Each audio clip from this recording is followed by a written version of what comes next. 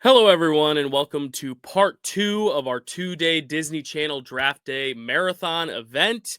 That's a tongue twister for you. Put that on a t-shirt, Michael Scott. We are here now for the second day in a row of Disney drafts. Yesterday, you guys saw the Disney Channel Original Movie Draft Day. Today, you will be seeing the Disney Channel Draft Day, which is all the series that we will be drafting. The fun part about this is that it was going to be 2 uniquely different panels, but because of all the hullabaloo that happened the day of the recording, we actually have 2 carryovers from the last draft who will be drafting with us today. So you saw them yesterday. You'll seeing them again today. Very last minute edition today, Carly, and last minute, like to the second edition, Chad Webb. Welcome to Draft Day. We said hello very briefly or very recently, but how are you all doing today? A day removed from the day we filmed it, but. I'm good. I just woke up from a nap, but I have my list all ready to go, so this will be fun. Cool. Chad, how you doing? I'm doing great, but I'm currently prepping a list. Yes. And I was literally thrown in 20 minutes before our original time, so 40 minutes from the time we're recording. So, less than an hour to prep a list is a lot. And you might be seeing me scrounging around to like get things like a charger and stuff like that, but we'll make it work. Yeah, it's okay. We appreciate you for being here. And then another mainstay of the channel. You see her every Monday here on the channel. It is Kelsey here for the Disney Channel Draft. How's it going, Kels? It's going okay. It's going Dyl. Yeah. it's going Dyl good. It's going good, Dyl. I don't really know what I'm doing here. I think I just haven't done a draft day in a minute, so I was feeling left out. Because I really wasn't much of a Disney Channel kid growing up. I was much more into Nickelodeon and Cartoon Network. So we got a cynic among us. I love it. Hey, I mean, I enjoyed. I just don't think like there are some like real classics from like when we were growing up that I definitely don't have any attachment to. I definitely am like more into the newer age of Disney, not like super new stuff, but know. So we'll see how this goes for me. Yeah, I love that. It's going to create a cool little balance. Also, because as we all saw with the last draft with DCOMs, like generations really do matter too. Like when these shows were coming out versus when we were all growing up, because we all grew up with Disney Channel. Disney Channel is old enough that we all grew up with it in some way, shape, or form. But a lot of us kind of had it in the early peaks, in the mid peaks. Some of us are getting in more recent peaks. Some of us are revisiting certain things. So it should be fun. But rounding out our panel today, we have Shabadoo, Brian Nussbaum. How's it going? First Brian? off, Happy New Year, everyone. And this is watch the Disney Channel. Yes. Oh, we all have to do the. I love that. Thank you, Brian, for that. Yeah, I feel like that's a good initiation to get into our Disney Channel draft. Well, without further ado, we'll get into it. It's the same kind of rules as the DCOMs. The only caveat is, of course, 5 rounds, snake draft. You all been here before. You all know how it goes. No first-time drafters today. 5 Disney Channel series, and when I say Disney Channel, like if it was on like Playhouse Disney, which is what Disney Channel was called from like the hours of like 5 a.m. to noon, like that counts. It was the Disney Channel. Disney XD, same thing. It's like it is the Disney Channel. It's just like a subsection of it. The only things we won't be counting are shows that were ABC family shows, because that is a little bit different. Those aired Saturday mornings. Some of them got reruns on Disney Channel, but we are going to go exclusively Disney Channel here for this draft. The one caveat is you must pick at least one animated show. It shouldn't be difficult because there are a lot of great ones to choose from, but we want to make sure that we're representing all types of shows on this draft. You can pick 5 animated shows. There's no limit, but you have to have at least one, because a lot of Disney Channel, a lot of Disney's merit is in its animation. So we wanted to kind of throw a bone to them, especially because there's not a lot of DCOMs that are animated. So those were all live action. We didn't actually pick any animated DCOMs. So this is going to be our kind of tip of the cap to Disney animation. So very easy. There are going to be vetoes probably, because some of these shows, it's like, is this a Disney show? Is this like a Disney Channel like rerun show? Also, we're not picking like Disney Plus. So like Agatha All Along is not eligible. Like that kind of just breaks the spirit of what it is. It's not a Disney Channel series. It's a Disney Plus streaming series. But we're going to probably run into a few speed bumps, but that's okay. So without further ado, let us get my best friend and yours, the Mr. Wheel here. And like I did yesterday, I'm going to shuffle it 5 times so you all know I'm not cheating. 1, here, I'm going to see. I always struggle to do both at the same time. Here we go. Oh, now it disappeared. Hold on. Oh, there we go. Okay, cool. So it's here now. I'm going to shuffle it. 1, 2, 3. Oh, wait, no. 1, Here we go. 2, 3, 4, 5. There we go. Okay. I shuffled it. You know I'm legit. We believe you, Dyl. I have to show full transparency, but one of the blue ones disappeared. 2 people. Oh, wow. Ooh, okay. Okay, you were the first one here on our wheel spin. Yeah. Second, third, fourth, or fifth. Let's go first on this one. All right, Brian's taking the 1 overall pick, and I am nervous as hell. All right, here we go. Another draft where I have a very clear favorite. And he came last minute, but he is here. He has arrived, and he is going to get his choice here in the draft order. Chad, what would you like? I'll go third. It seems to work out sometimes. Give yourself 2 picks to think about it a little bit. All right. Is fate going to be on my side? It looks like it is. Is it? Yes. Okay. I'll take the number 2. I feel good about number 1 if Brian doesn't take it. I something I definitely want. I don't think it'll come back on the wraparound knowing Carly and Kelsey are behind me. Maybe Chad. I don't know. All right. I always feel okay with Chad here because I know we're different generations, but I'm very worried about these two, especially one who's born in the same year as mine. Kelsey, would you like to go 4th or 5th? I guess I'll go last. You know, 5th, not last, because you're first in the second round. Picks. All right. Yeah, you're getting the double picks, which means Carly, you're going to be right there at the 4th slot, which is where I was drafting last time when you sniped so many great movies away from me. Yeah, I'd much rather have my position yesterday, so I'm fine with it. I'm just saying spot for the center draft as well. There you go. A lot of people happy with their spots, so I'm just going to write it down. Brian, Dyl, Chad, Carly, and Kels. I like to write down everyone's names on my big draft board, and I realized I wrote them too low. I need to put them a spot higher. But I will start off with Brian. Brian, you're going to go first while I continue writing everyone's names down on my Sharpie on my whiteboard. Let us know what your first pick in the draft is. I'll go with anime on this one for my first pick. Okay. And this is a show we're getting a new season of next year. Phineas and Ferb is my pick for my... Yeah, this show is great. Even though it follows some of the same beats each episode, but it still has a good storyline. Dr. Doofenshmirtz is one of the great anime characters out there with great backstory, great music, great voice cast as well. Vincent Martella, Ashley Tisdale, D. Bradley Baker. It's a great series. Also has some great movies like the DCOM and the Disney Plus movie we got during the pandemic. So Phineas and Ferb is my first pick. I love it because it's not the one I wanted, and I was worried you were going to pick that one, so I'm very happy.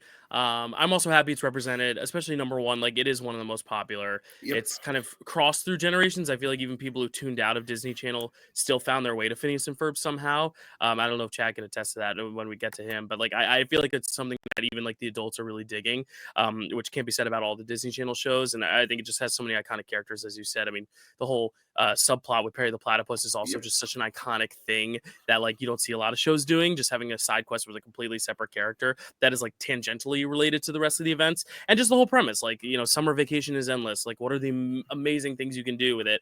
I mean, it was kind of every kid's favorite little imagination hive when it was happening. So I'm very happy you picked it. I think it deserves its spot in the first round. Yes. I wouldn't have gone number 1 overall, but I understand it 100%, especially because we all do need at least one animated, and I feel like this one is at least probably the most popular, even if it's not maybe the best. It's definitely the most popular, and for some it might be the best, and I might even share that sentiment. So definitely on my list. If I had a list, I'm kind of going off the cuff as well as some other people here. It's a very random day today. Everyone's just kind of pulling it out of the hat. But Chad, I'll go to you next. What do you think of Phineas and Ferb? Yeah, I never like dove deep into this one. I remember Carrie used to watch this one quite a bit. You know, but I have caught episodes and stuff, and I thought it was actually really fun, really funny. I also like the platypus asides. I thought were always really interesting. You know, kind of like a Mission Impossible level thing that they added into it, which is really cool. But yeah, the adventures with the two brothers and their sister and stuff is well, not going on the adventures with the sister, but like the dynamics between all of them, I thought was always really fun. So yeah, this is a pretty great pick. I do feel like this might be the number 1 animated show, but I feel like there's a few of them, to be honest. So yeah. Carly, is this one you enjoy, Phineas and Ferb? Yeah, well, this is one my brother watched more than I watched. I kind of just caught it when he was watching it, but whenever it was on, I always really liked it. Like, whenever they had songs, the songs were all on the show were all so fantastic. Oh, I agree. And Aglet like, song. Oh, love it. yeah, and as A-G-L-E-T. as a sister and often annoyed by her brothers, it was very easy to relate to Candace. So that's also a reason I really love Drake and Josh, something we can't draft here today. But Yes, I love the sister annoyed by her brothers. And I was gonna just say being Drake like, and Josh would sadly be vetoed today, but maybe Yeah. don't say never. Never say never for a future draft, even though we'll have to get around the elephant in the room with that one. But yeah, fuck that elephant. You know, it's gonna be fun when we eventually get to talking about great Nickelodeon shows. But Kelsey, speaking of Nickelodeon shows, as the anti-Disney Nickelodeon loving cynic you are, just kidding. What do you think of Phineas and Ferb? Listen, I figured it was gonna go in round one. It makes sense, total sense to me that it's a first overall pick. It's got one of the best theme songs ever in the history of TV shows theme songs, I think. So it's a great pick. There you go. I'm All right, jealous. so everyone's happy with Phineas and Ferb being the #1 overall representative here on the draft. As I go on to my favorite Disney Channel show, which is like in my top 10 series of all time. It's something I still watch to this day. If ever I'm going to bed and want to just put on something, I hate putting something on that I've never seen before I go to bed because I want to watch it. But this is a show that's so ingrained in my DNA that like I don't have to be paying attention to it, but I still subconsciously can recite every word, even if it's in the background. I'm not looking at it. It's a show I have memorized first episode to last. It's a show that is just a part of my life and a part of my DNA. Quite literally, my name is Dylan. The lead actor's name was Dylan, and his brother Cole. Yes. I'm going with The Sweet Life of Zach and Cody, which was like my show. It was like the show that like came out right when I was like getting into TV on my own and not like, oh, let's sit you down and put something on for you, Dylan, as a baby. But like, let me put on something that I want to watch. And this was always what it was. I remember watching the premiere, and from then on, fell in love with Ashley Tisdale, wrote her many a letter telling her to marry me when I was a kid. It never worked out. I don't even think those letters made it to her. My mom said they did. Who knows? But yeah, she's my forever first crush, and it was just such a great show. You know, great characters. London, Mr. Mosby, obviously Zach and Cody themselves, such different personalities, but shared so much lovability between the two of them. Reasons to make the audience love them. Dylan and Cole were great in those roles. They've both gone on to do really interesting things. Cole especially, you know, just seeing his path as an actor has been really cool and fun. So big fan of Zach and Cody. I'm not going to talk about the spinoff because I don't want tip picks, but I even enjoyed that a lot too. So I'm very happy to get Zach and Cody on the board here. It was my no-brainer. If I had to get anything, you know, side characters to the maximum that I could list as some of my favorite characters of all time. Esteban, Julio, Ricardo, you know, I love all of them. So yeah, it's a very sentimental, personal pick, but also one that I still enjoy. I go back to a lot. And yeah, I really love. Kelsey, you looked upset that this one got snagged. Was this on your short list? Yeah, Dyl. I mean, I just feel like out of all the Disney shows, this one I probably watched the most, besides one other one that I think is probably going to go before it gets to me, unfortunately, because it was also a very good one. But this one in particular, I just feel like a big like part, this show is like a big part of like our generation's sense of humor, I feel. Mhm. Like there's so many good comedic elements in that show, and like things that were just like little kid goofy silly, but also like smart like comedy, and like especially the actors had really great physical comedy, especially I don't know his whole name anymore, but the bellhop, he was great in that show. The one episode that has stuck with me to this day is that when they go to the haunted hotel room. It's annual Halloween viewing for me. It's the best spooky time episode of anything ever. Yeah. So yeah, good pick. Cool. Yay. Carly, is this a show you're very fond of? I'm sure we've talked about this. Yes, I love this one. I was sure you were going to take it, but I have others that I love a bit more, so I wasn't heartbroken. But this was definitely in my top 10. There's just so many great fun characters. Like I remember loving like London and Maddie's interactions the most. If I watched this later in life, I definitely would have shipped them like hardcore. Would have been like they should just kiss.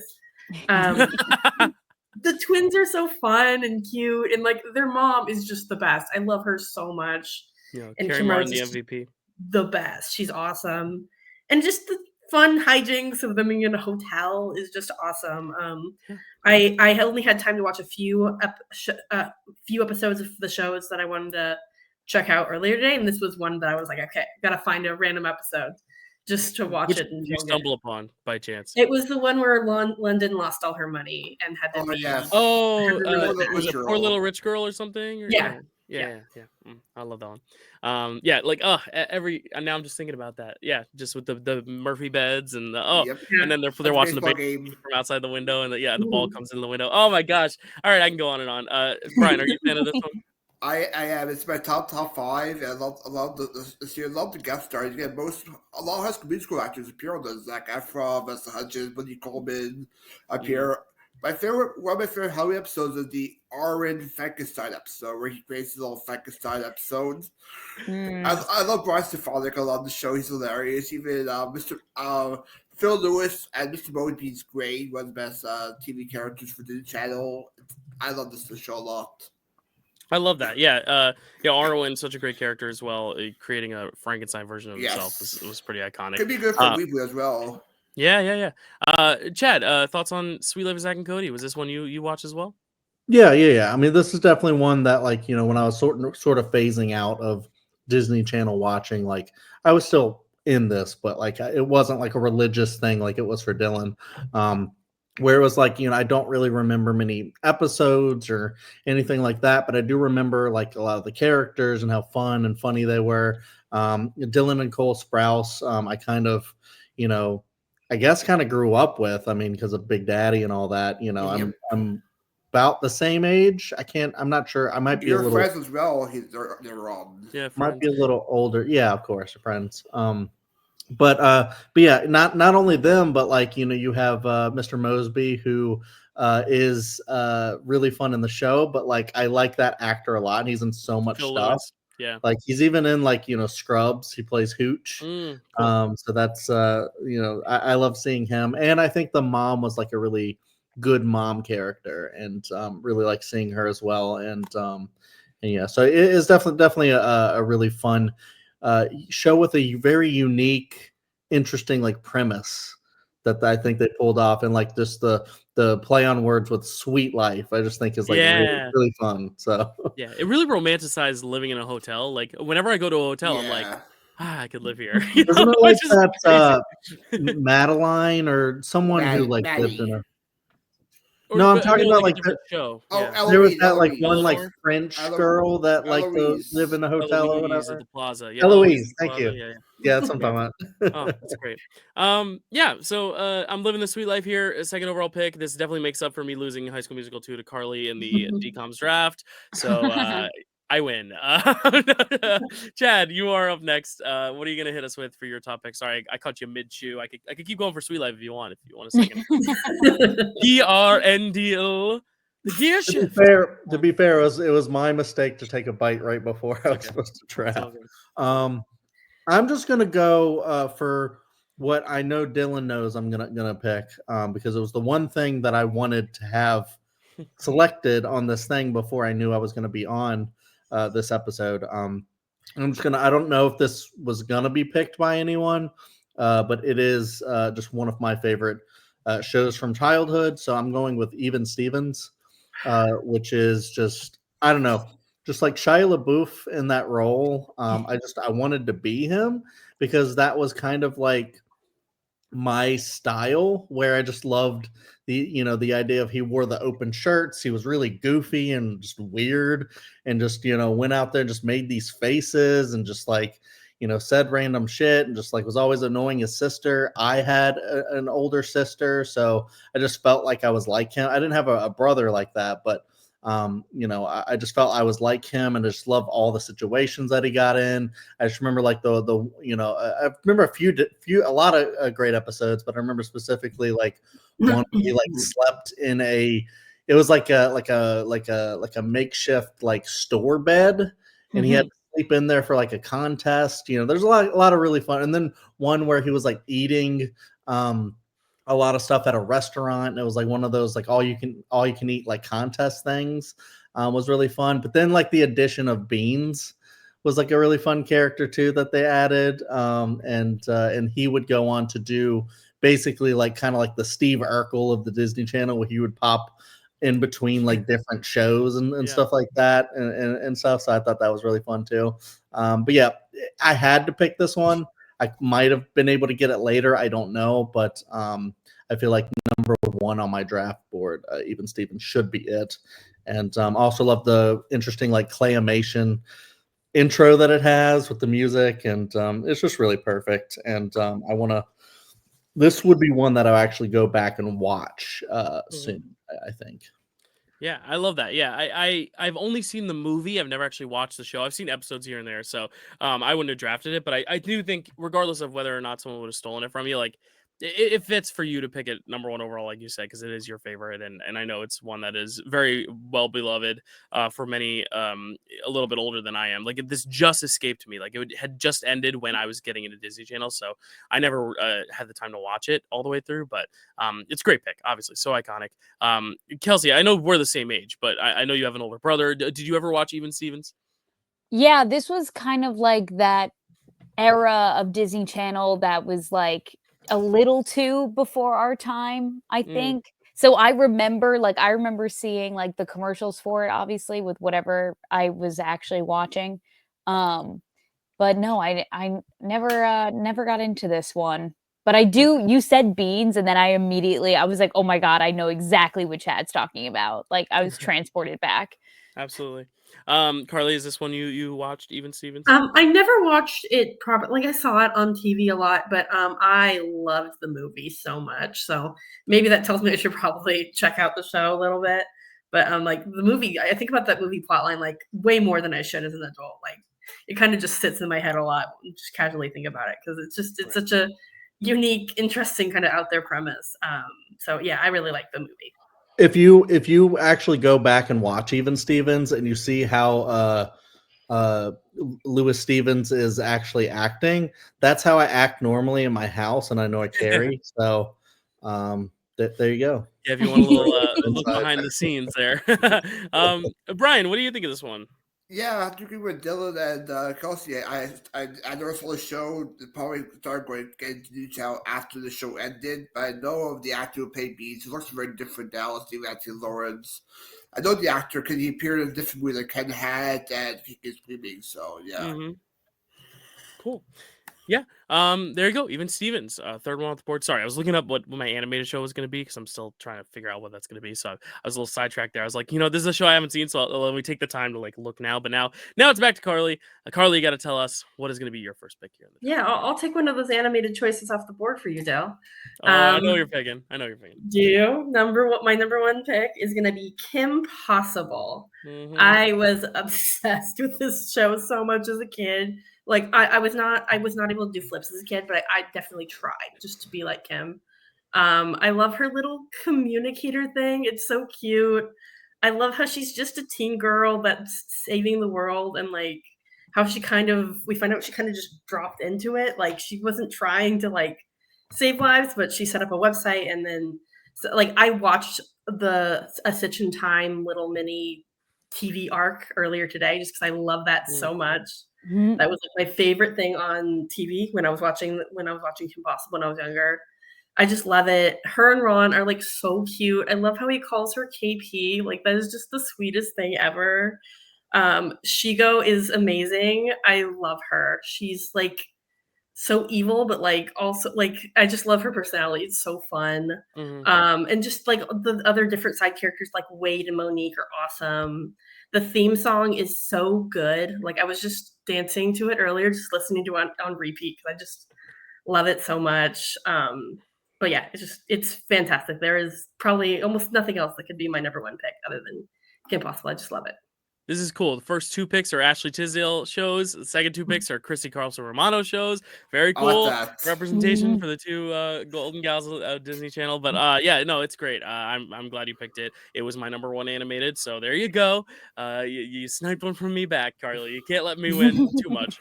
No, but I'm very happy you did it because it deserves a spot in the first few rounds at least in this draft. Yeah, it's great. Great little spy show. Great play on words. Kim Possible. I don't know. I like the name of them. Ron Stoppable. Like, I don't know. It's just silly, but like so endearing. And just I watched the movie for the DCOM Draft Day in prep. I was gonna watch Brink. Sorry, Matt. And then I was like, oh, Kim Possible. What's it called? This not a Stitch in Time. so the drama. I was like, yeah, I want to watch this. It's only an hour long, and it was just so great. And when they finally kiss in that show, I'm like, yes, we ship them. And they actually didn't do the cheap thing of like breaking them up between the seasons. They let it actually ride out and actually had a meaningful last season after that movie, which was really good. So I'm a big fan of Kim Possible. I did finally watch Brink though, Matt, and I did like it. And Chad, I know you wanted me to watch that one, but I did really like that. But yeah, I'm happy I watched the movie again, even though I haven't watched the series in quite a while. But it's a great show, and they can never live action remake it as hard as they could try. Well, they did the movie though, the live action movie. Yeah, we don't talk about that. Did they really? No. Brian, what do you think of Kim Possible? Yeah, Kim Possible was on my list, actually. I do enjoy the show. I love the voice of Bart Simpson, that's Cartwright, the voice of Rufus. I love that. I love Dr. Jackie. He's a great villain, voiced by John DiMaggio, and it's a great voice cast. And even the podcast they used to do was great. I don't remember what it's called, but it was a good podcast. Yeah, cool. Chad, did you listen to the Kim Possible podcast, or did you watch the show at all? I mean, I'd seen it because it was also like airing like around that time. I mean, of course, I like Christy Carlson Romano from Even Stevens, and I also like the real Will Friedle from Boy Meets World. Not eligible, so I can mention it as Eric. But I don't know. For some reason, I just like couldn't get into this one. I've never been a big animated show person, so it just there's certain ones that I have grown to enjoy, but for some reason I just couldn't get into it. And it's weird because it probably has like all the stuff that makes something that I like, because I like action, I like Mission Impossible, I like spy stuff. So I don't know why I couldn't connect to this one, but maybe if I was a little bit younger, I might have, fallen hard for it. I don't know. And the great thing for you, Chad, is that like you have a kid now, so like even if you didn't like something, you're gonna probably show your kid some stuff, and then you might kind of reacquaint yourself with stuff that you maybe didn't vibe with the first time, but like seeing it through a parent's lens, it might change. I don't know, but I'm looking forward to that myself someday. Is like having a kid to go back and be like, now let's watch Even Stevens, because I didn't get to see this as a kid. Let me watch it as an adult now that I have an excuse, so I'm not just sitting as an adult watching Even Stevens. But hey, you know what? Adults can watch Even Stevens. Why not? Adults can watch anything, because it's all made by adults, right? Kelsey, what do you think of Kim Possible? Sad to see it go. It was definitely on my list. Watching Kim Possible made me feel like I could be so badass and cool. Also, fun fact, I don't remember why or what the prompt was, but at some point in acting school, we had to like tell the class like what animal or creature we felt like best represented who we were, and for some reason that day I said naked mole rat, and so the rest of my college career my nickname was Rufus. So that's fun. I remember that story. It really really good pick. Again, sad to see it go. Well, sad to see it go, but Kelsey, you're not going to be sad to see 2 more series go, because you will get the next 2. Hit us with your next pick. Yeah, I definitely am so shocked that one of these was not taken. I don't think anyone's going to go for any of the options that I have for my animated. At least I hope not, because they're kind of out there. But I am happy to get this in round 1 for my number 1 pick, and that's Hannah Montana. Yeah. Nice. This is the show that this is really the only show that I watch super consistently on Disney. I mean, it was iconic. Miley Cyrus just got inducted to the Disney Hall of Fame. Like, she's an icon. Youngest person ever too, right? Yeah. Yeah. I could watch her take off that blonde wig and say, I'm Hannah Montana, literally every single episode. And it's juicy. I eat it up every single time. And the songs are iconic. Hannah Montana Meet Miley Cyrus was the first concert I ever went to. And the Jonas Brothers opened up. And so, yeah, that's a really hard flex that I have on all of you right now. And so obviously, like, the first pick is Hannah Montana. And the episode that I remember the most has got to be when she has to study for some kind of like biology test that she has. So she rewrites the lyrics of Nobody's Perfect to memorize all the bones in the body. And then she even like does like a dance to it and everything. And I don't know why, but that one's the one that's stuck with me all these years. Nice. Yeah, Hannah Montana would have been there's 2 series that if it wraps around, like it would have been another series that hasn't been picked yet, and then it would have been Hannah Montana. Like this was part of my big 3. Like this was of that era. It premiered exactly exactly a year and a week after Sweet Life. So Sweet Life was hitting its 2nd season, and Hannah Montana. It was a big deal. I remember because watching Sweet Life so religiously, you just watched Hannah Montana afterward. It became like a double feature every week. So I definitely love this pick. It's a great pick. Iconic star-making turn. Like literally, she is one of the biggest stars right now, and it's because of this. And we see this with a lot of people in these shows. So Disney Channel is a great leaping off point for a lot of people. So great pick. Happy you got it. Carly, are you upset this got sniped from you? Of course I am. Impossible was my number 1. Hannah Montana was my very close number 2. And I probably watched Hannah Montana a lot more than I watched Kim Possible. I mean, I can't even put into words why I love it so much. And it's funny that Kelsey shouted out that study episode, because that's also one that I just think about a lot. So I don't know what it is about that episode that just stuck in our brains, but that's so fun. I don't even know why I love it. Like I was watching it, I was like, I don't know why I love this so much. Like I can describe with the other shows, but with this, I think it's just the nostalgia just hitting me like a ton of bricks. And it's just so good. The songs are so good.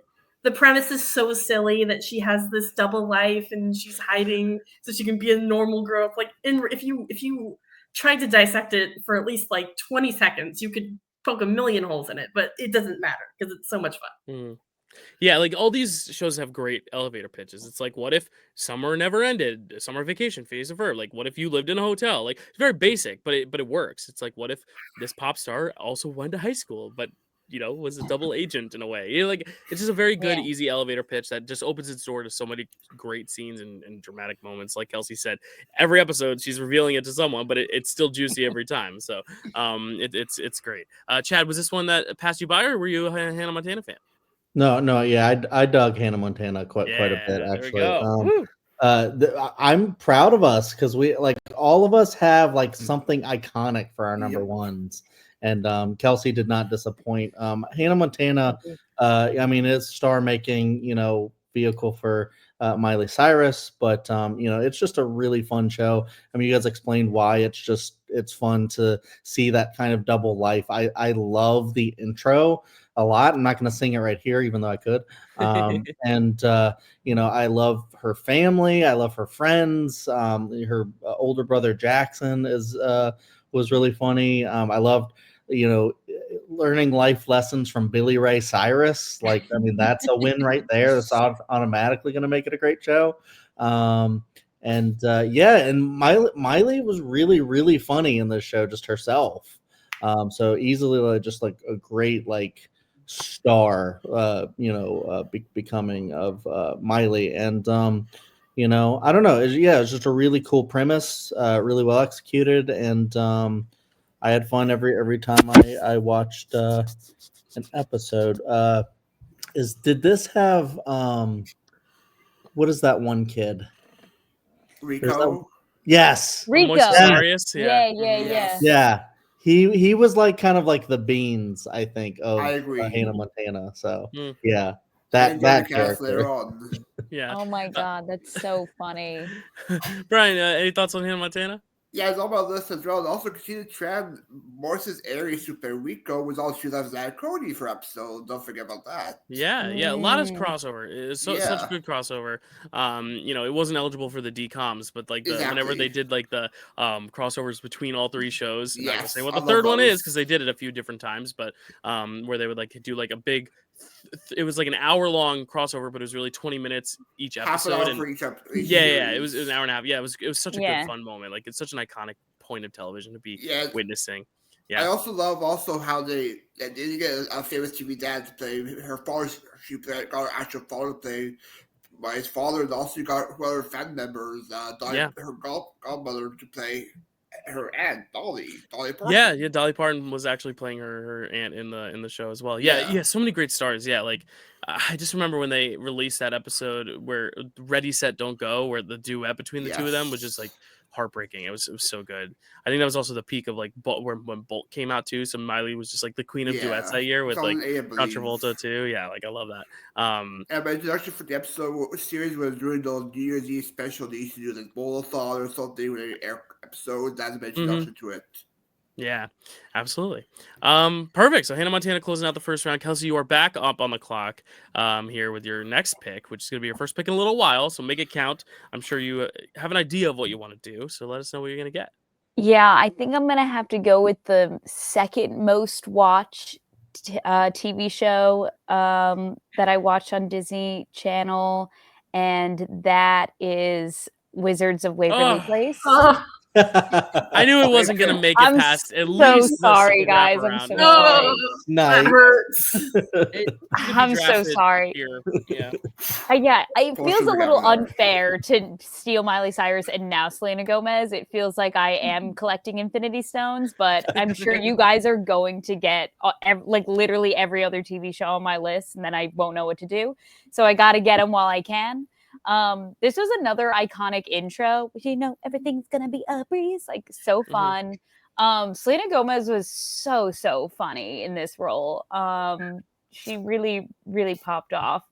And it was just so fun because, like, obviously when you're a kid, like, you want to believe that like magic's real and like can be a thing, and you just, it's just like was so whimsical and fun and like made me want to be a wizard. And yeah. And another thing about Hannah Montana that I can also talk about right now is like the thing that I feel like I'm remembering most from all of these shows is the colors, and how, like, obviously, like for kids, like more colors is better. But like, I just love how like Disney Channel never shied away from like doing like really crazy, like fantastical things, like especially with like Lily's outfits in Hannah Montana, but also with Selena Gomez's best friend in the show. What was her name? Harper? Oh, Harper? Yeah. Harper had very fun outfits, wanted to be her, always kind of saw myself in like the quirky best friend character. So I'm like, oh my God, she's so slay. So yeah, Wizards of Waverly Place. Also, guys, I hate to say it, but if we're going to be so real, I have to be so real. I had such a crush on Jake T. Austin. I'm sorry. Ooh, Jake T. Austin. No, because most people say David Henry, but yeah, you were the age where you would have had a crush on Jake T. Austin. Okay. No, Jake T. Austin had my heart, but all right. He turned out to be... Have you seen the new series yet, Kels? The revival yet, or no? I haven't gotten around to it, but it looks fun. I heard good things about it. Yeah, pretty solid things. Yeah, I mean, obviously this is where it had to go. I think, like, if it had gotten around to me, I would have been shocked, quite frankly. Just because also I feel like this is just one that's just so iconic. Like, it is the one that got the Disney Plus spinoff. Like, none of these other series we've talked about so far have. So, like, I think that's like a big testament to it. Obviously has such a hold over that generation. Also spawned for a long time. 2007 to 2012, which is one of the biggest stretches of any show. Yeah, I think Hannah Montana also had the same amount of time, 2006 to 2011. So those two shows really just like dominated that second half of that decade. So yeah, it makes sense. It's here. It's fantastic. Carly and I talked about the movie and Chad as well. But like on the last draft, we brought up Wizards of Waverly Place briefly because Carly picked the movie. So I shared a lot of my love for it there. But Carly, as someone who picked the movie, are you happy that the show is represented on our board, even if it's not on your own? No, I wanted it. I love that. That was such a good answer. Kim Possible was my number 1, and Hannah Montana was my number 2, and Wizards was my number 3. So Kelsey sniped 2 of my top. I'm so sorry. No. I could have picked either of those, but I decided to go with Kim because I love her. But I love the show. It's so good. Like, even when I was like starting to age out of liking Disney Channel, I still loved this show because it was just so freaking good. I loved Alex so much. She was so funny and like rebellious, and like she was such a brat, and I love that about her. It was so good. The wizard competition was really interesting. Like, it's such a weird thing where there can only be one from each family. Like, that's such a specific rule. And Stevie was right. She was right, and she was gay because she was played by Haley Kiyoko. And I chipped her and Alex majorly. Like, they were definitely flirting in every single scene they were together. No one can convince me otherwise. And just the family dynamic was really cool. Like, they just felt like a really close family that really cared about each other. Like, I feel like sometimes on these shows, the comedy makes you not feel like the family's actually close. But with this show, like, you do feel like she loves her brothers, she loves her parents, and yeah, it's fantastic. Like, I think Kelsey has already won the poll, possibly. Like, it's just two hard hitters. She's gonna have to pick 3 stinkers, and you know what? Who knows? Maybe we're gonna see what happens. Okay, by the time he gets back to me, I'm screwed. I think after round 2, it starts to get a little more like personal, and that's when it could be like a little bit more varied. But Chad, was this on your draft board? Was this in consideration for you?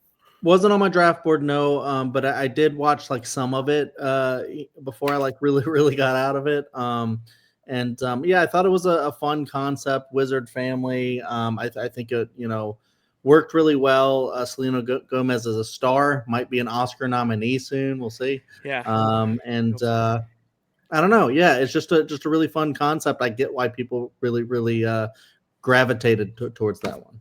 Absolutely. Brian, any last thoughts on Wizards of Waverly Place? Yeah, this is on my list. Is a great series. Also, back-to-back picks for Morris's Areas for Kelsey, because Morris's Areas played the college kids for Max on one of the episodes, and the guest stars are great. You get Austin Butler, did the big star now, Kate Flannery, a lot of great guest stars. I love the cousin Kelbo on the played by Jeff Garland. Great. Mm-hmm. Even even the Wizard School episode is great, where they sort of make fun of Harry Potter a little bit there, but it's a great series.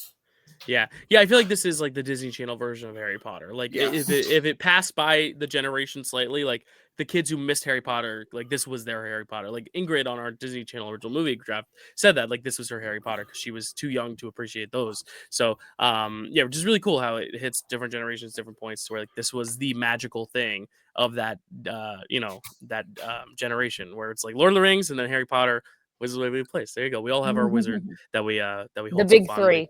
Yeah, right. Carly, you're up next. Your number 2 and number 3 were taken in sequence. What am I saying? Subsequently taken back to back. Carly, what are you gonna take for your second pick? Sorry, guys. Well, I have one. The next one on my list is technically not this one, but I think I need a heavy hitter, and it's possible the one I was going to pick might still be there. So I will wait on that one, and I will pick That's So Raven. Nice. The second one list. As Chad, Brian, and I all just like wince at the thought of not having it on our draft board. All right, Carly, go ahead. It's just such a simple, fun premise. Like nothing about her life is different, other than she just happens to see the future, and the hijinks that ensue are so good.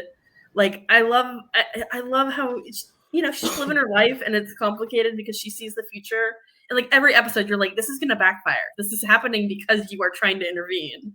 But, you don't care. It still happens anyway. It's just, it's so much fun. I love her friends. This is one that I didn't watch any of this before rewatch any of this before the draft, but I really wanted to. I just ran out of time. But I just remember loving the show so much. I love that her best friend's a vegetarian, because I never saw characters like that when I was younger. Just people who were just vegetarians. I was like, that's really interesting. And it's kind of like a unique character, and their friendship is so good.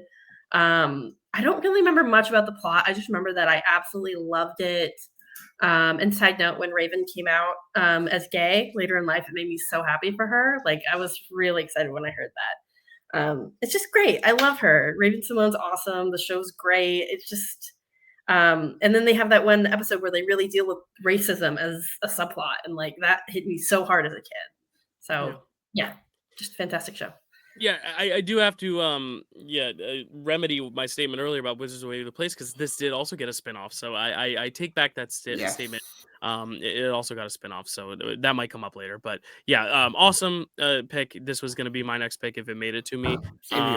It's just an iconic one. This is the first one I remember watching. Sweet Life is the one I remember like actively putting on as like my show, but like That's So Raven was one I always watched too, right before Sweet Life, and I think this was the one that got me into Disney Channel. So this was going to be my second pick as like an homage to that. But yeah, it's such a good pick.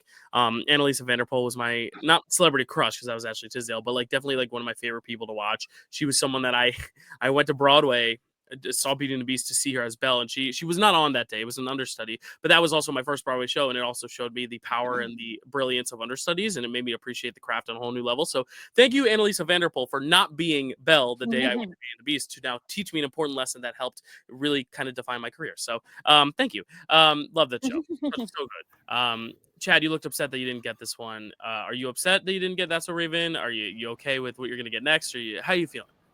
No, I mean I'm pretty upset. I mean I'm not upset at Carly. I'm just upset that about the situation. It's one of those things where when Kelsey when it was going back around, I was like, okay, That's So Raven is the next one.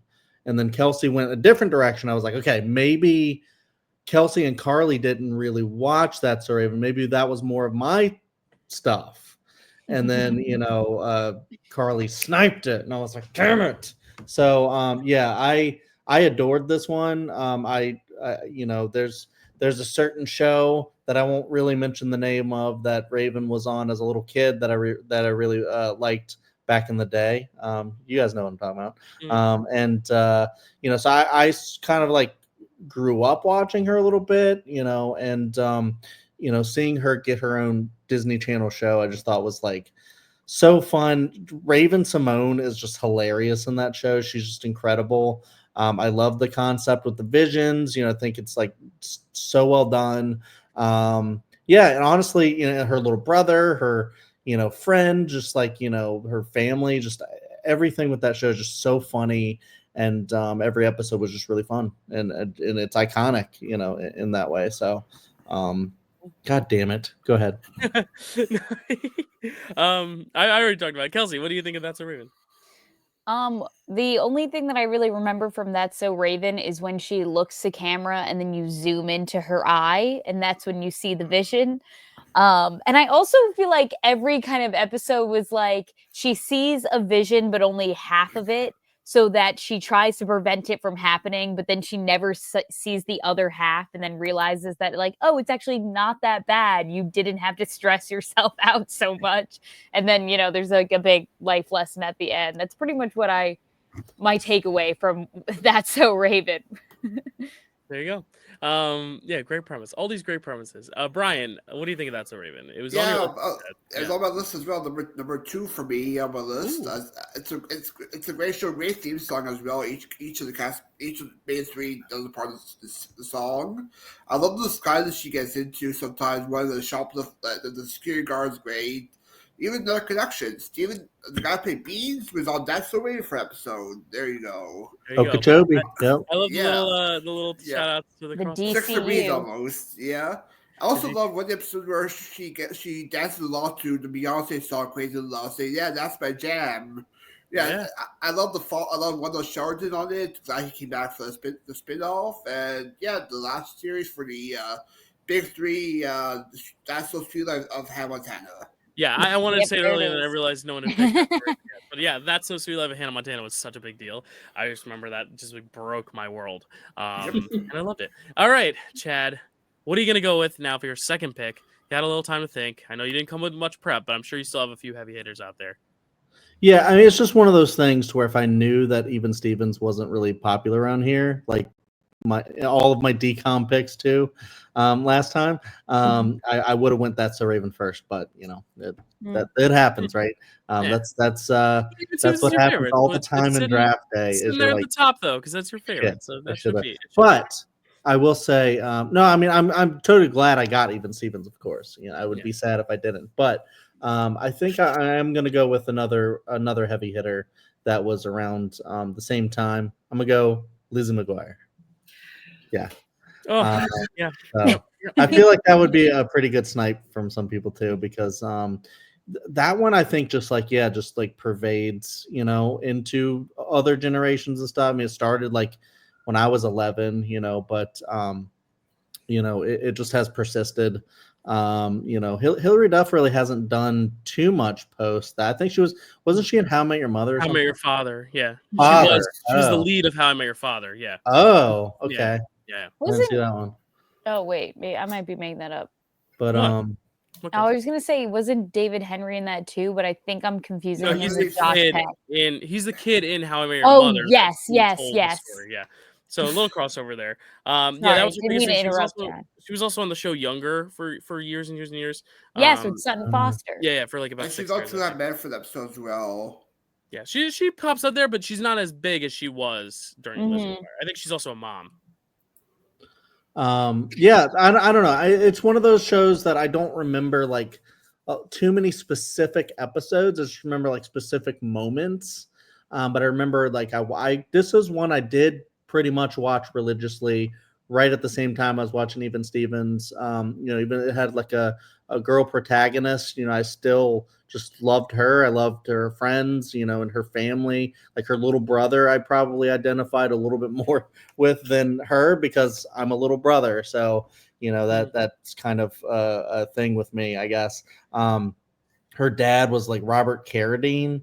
So that I forgot about that. So it was a really, really fun cast. I remember, I think this is Lizzie McGuire, when Aaron Carter sang I want candy. It was a really big moment, and I just remember that because he was a big like pop star in that day, and I was actually like listening to his album and stuff like that. And so I just remember like specific moments like that were just so iconic in my youth, like at 11 years old, just like, really like coming of age with Lizzie. So there you go. Iconic. Yeah, it's a great pick. It was not going to be my next pick only because I don't remember the series well, but I remember the movie really well, and I love the movie. But I'm also like, I don't know if I should draft it because I like the movie. It was one of those things where if it was around, I might have taken it because it's so popular and it's like one of those obvious first 2 rounders. But now that I'm thinking about it, I'm glad you got it because you could speak to it a little bit better than I can. But yeah, it's an iconic show. It's a star-making turn. Clearly, like another one that just like made her a mega success, Hilary Duff. Not quite to the extent of Miley Cyrus and Selena Gomez, but like still like at the time, just huge. So definitely deserves to be on this list. Carly, was this another one of your list options? Yes, it was my number 6. So my list. We're really whittling yours away, aren't we? Yes, I love the show. I can't really say what I remember from it other than it had the little animated stuff whenever you saw inside her head, which I thought was really cute. I like how there's not really a premise. It's just her going through high school, being a normal teen girl. And yeah, it's cute. I loved the movie a lot, especially since that's one where her and Gordo kissed, and that was adorable. But yeah, I can't, like Chad said, I can't remember like specific episodes as much, but I remember loving this show and just Hilary Duff is fantastic in it. So it's a good one. Cool. Brian, was this on your list? No, it wasn't because I haven't seen a lot of the episodes, seen clips here and there, but yeah, I agree with Carly. I remember the little clips of her on the cartoon, like in her thoughts, and also I know there were talks of a reboot, but they canceled it, which would have been interesting. Oh, interesting. Yeah, reboot. Yeah, so she was gonna be in the reboot. Yeah, and they canceled that. That's right. I remember hearing about that. Yeah, I think you meant reboot as in like they were gonna recast. No, like the reboot, like her as an adult now. Yeah. There was gonna be a sequel series or whatever, but she wanted to be more mature than Disney wanted it to be, so they kind of just canned it, which sucks. But she was like, let's actually evolve with our audience instead of just trying to cater to a young audience. Exactly. Kind of like iCarly did, but that's one area that I think Nickelodeon succeeded a little bit better at. I agree. It's not the time to talk about that. Kelsey, what do you think of Lizzie McGuire? You'd think for as big as a fan of that I was of Hilary Duff herself, you think that I would have watched this show, but I really didn't. I listened to her music a ton. Yeah, I remember having her CD. I remember loving A Cinderella Story. I think I watched that over and over and over again. She was iconic for that. But no, I never watched Lizzie McGuire. I think it was just not on my radar.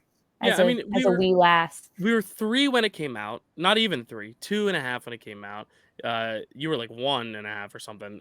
February. It ended February 2004. So yeah, I feel like this was just like right before our time. But the reruns, like it says it reran 2004 to 2006, 2009 to 2010, 2013 to 2017. So like they reran it a lot. It's just like if it passed you by, it passed you by. I just remember the movie really, really prominently, and I remember really. But all right, moving on. My pick. I'm excited here because I'm picking one. I think this is the most deep cut we've gotten so far. Even though I think if you were of the generation, this was a big show at the time, but it didn't last too long. It lasted 2 years, but it kind of came out in that sweet spot of That's So Raven, Sweet Life, Hannah Montana, and that is Phil of the Future. This was one that I really dug it. Okay, we all know it. Good. No, yeah, I really dug this. I again, a great premise, like a guy who's from the future, kind of trying to blend in high school. There's only one girl who knows. It's the Hannah Montana thing. It's like one person knows to keep a secret. And then it also becomes the Kim Possible thing of them also like falling in love over the course of the series when like you're totally shipping them the whole time, but the show's waiting to actually like deliver that. All the best shows do. I mean, look at Ross and Rachel, you know, and then they do deliver it and then they backtrack and then they deliver it again. But you know, I really love the show. I think Ricky Ullman was great. I believe that's his name. Yes. Yeah, this is just such a great premise. And I can't really, this is kind of the part where I'm like, I don't really remember distinct moments or episodes, but I just remember really enjoying watching it. So, you know what? I remember it being a fundamental part of my childhood. And if I couldn't get Hannah Montana, couldn't get Wizards, couldn't get That's So Raven, this was like the next one of the 5 that I watched at the time that were like prominent, that weren't animated at least. So I'm very happy to have it on my board. I think it's a little underrated at this point because it didn't get any spinoffs. It didn't produce any huge stars from it. Like Ricky Ullman never really took off. Allie and AJ took off for a little bit, but even then it's like, she wasn't a mega star like some of the others were, but I'm a big fan of it. And I will always, for so long, I was like, what century are we in? And then I remember 22nd century, man. Okay, I got to go back one. It's 21. Because I was always confused because 20th Century Fox was the 20th century. And then I had to sing the Phil of the Future song to remind myself, okay, so if he's 22nd century, man, I'm the 21st. Okay, cool. Like I just, that was every math class whenever we had to like think about like centuries or whatever, like, yeah, I always use this song to help backtrack it. So it's like something I still sing to my head when I'm like, yeah, wait, what century? 21st. Yep, it's 22nd century, man. Yeah. So love that 22nd century, man. Chad, you had a great reaction to it. Were you a fan of Phil of the Future? Yeah, of course. It was just a really because they're wait, were they aliens? Or they were just from the future? I don't remember. I thought they were future. They were just from the future. They were just from the future. I think I'm like confusing it with other premises, like maybe Third Rock from the Sun is what I'm thinking of. Yeah, Third Rock from the Sun you think of, Chad. But yeah, maybe they were like aliens who tried to come like get him, and like he was always trying to escape from them. Like we're like, come to the future. I don't know. Regardless, it's still a really fun concept, kind of like I guess a little bit of a fish out of water. Back to the Future premise, yeah. And stuff. But I just remember it being really, really funny, really fun. I thought the cast was amazing. I actually name dropped the show in the DCOMs episode because I didn't think I was going to be on, and I was like, that's definitely a fun one. And I remembered, was it Allie? Oh, you're talking about Allie Michalka? Yes. Who is also really, really funny in the show. And that's what I know her from is Phil of the Future. So this is definitely a great pick because it's a fun one for sure. Yeah. I said Austin, not because I'm tipping a pick of another show that it happens to just be called Austin and the person we ended up naming, but Austin, who was on our DCOM draft, said that this was the one he wanted repped. So I'm happy I got to rep it because I was going to pick it regardless because I figured it would at least get around to me in the 3rd round, maybe. If Brian didn't pick it, I'm not sure. Brian, would you have picked it? It was on my list still. Ooh, so I made a good choice. Yes. It's a great. Phil Future was one of the shows I'd never seen until I saw it was on Disney Plus, and I started watching it. It's a great show, great theme song, very catchy, and I love the caveman as well. Both played by the principal as well, JP Benu. Oh yeah, the caveman because it was from the past. Yeah. Yes. And I guess you like Brenda's song because she's in the show and she's also like that Cody. That's right, Brenda's song. There's a connection. I love that you're bringing all these like little multiversal connections, Brian, to the show. It's great. No problem. Carly, was this one sniped from you?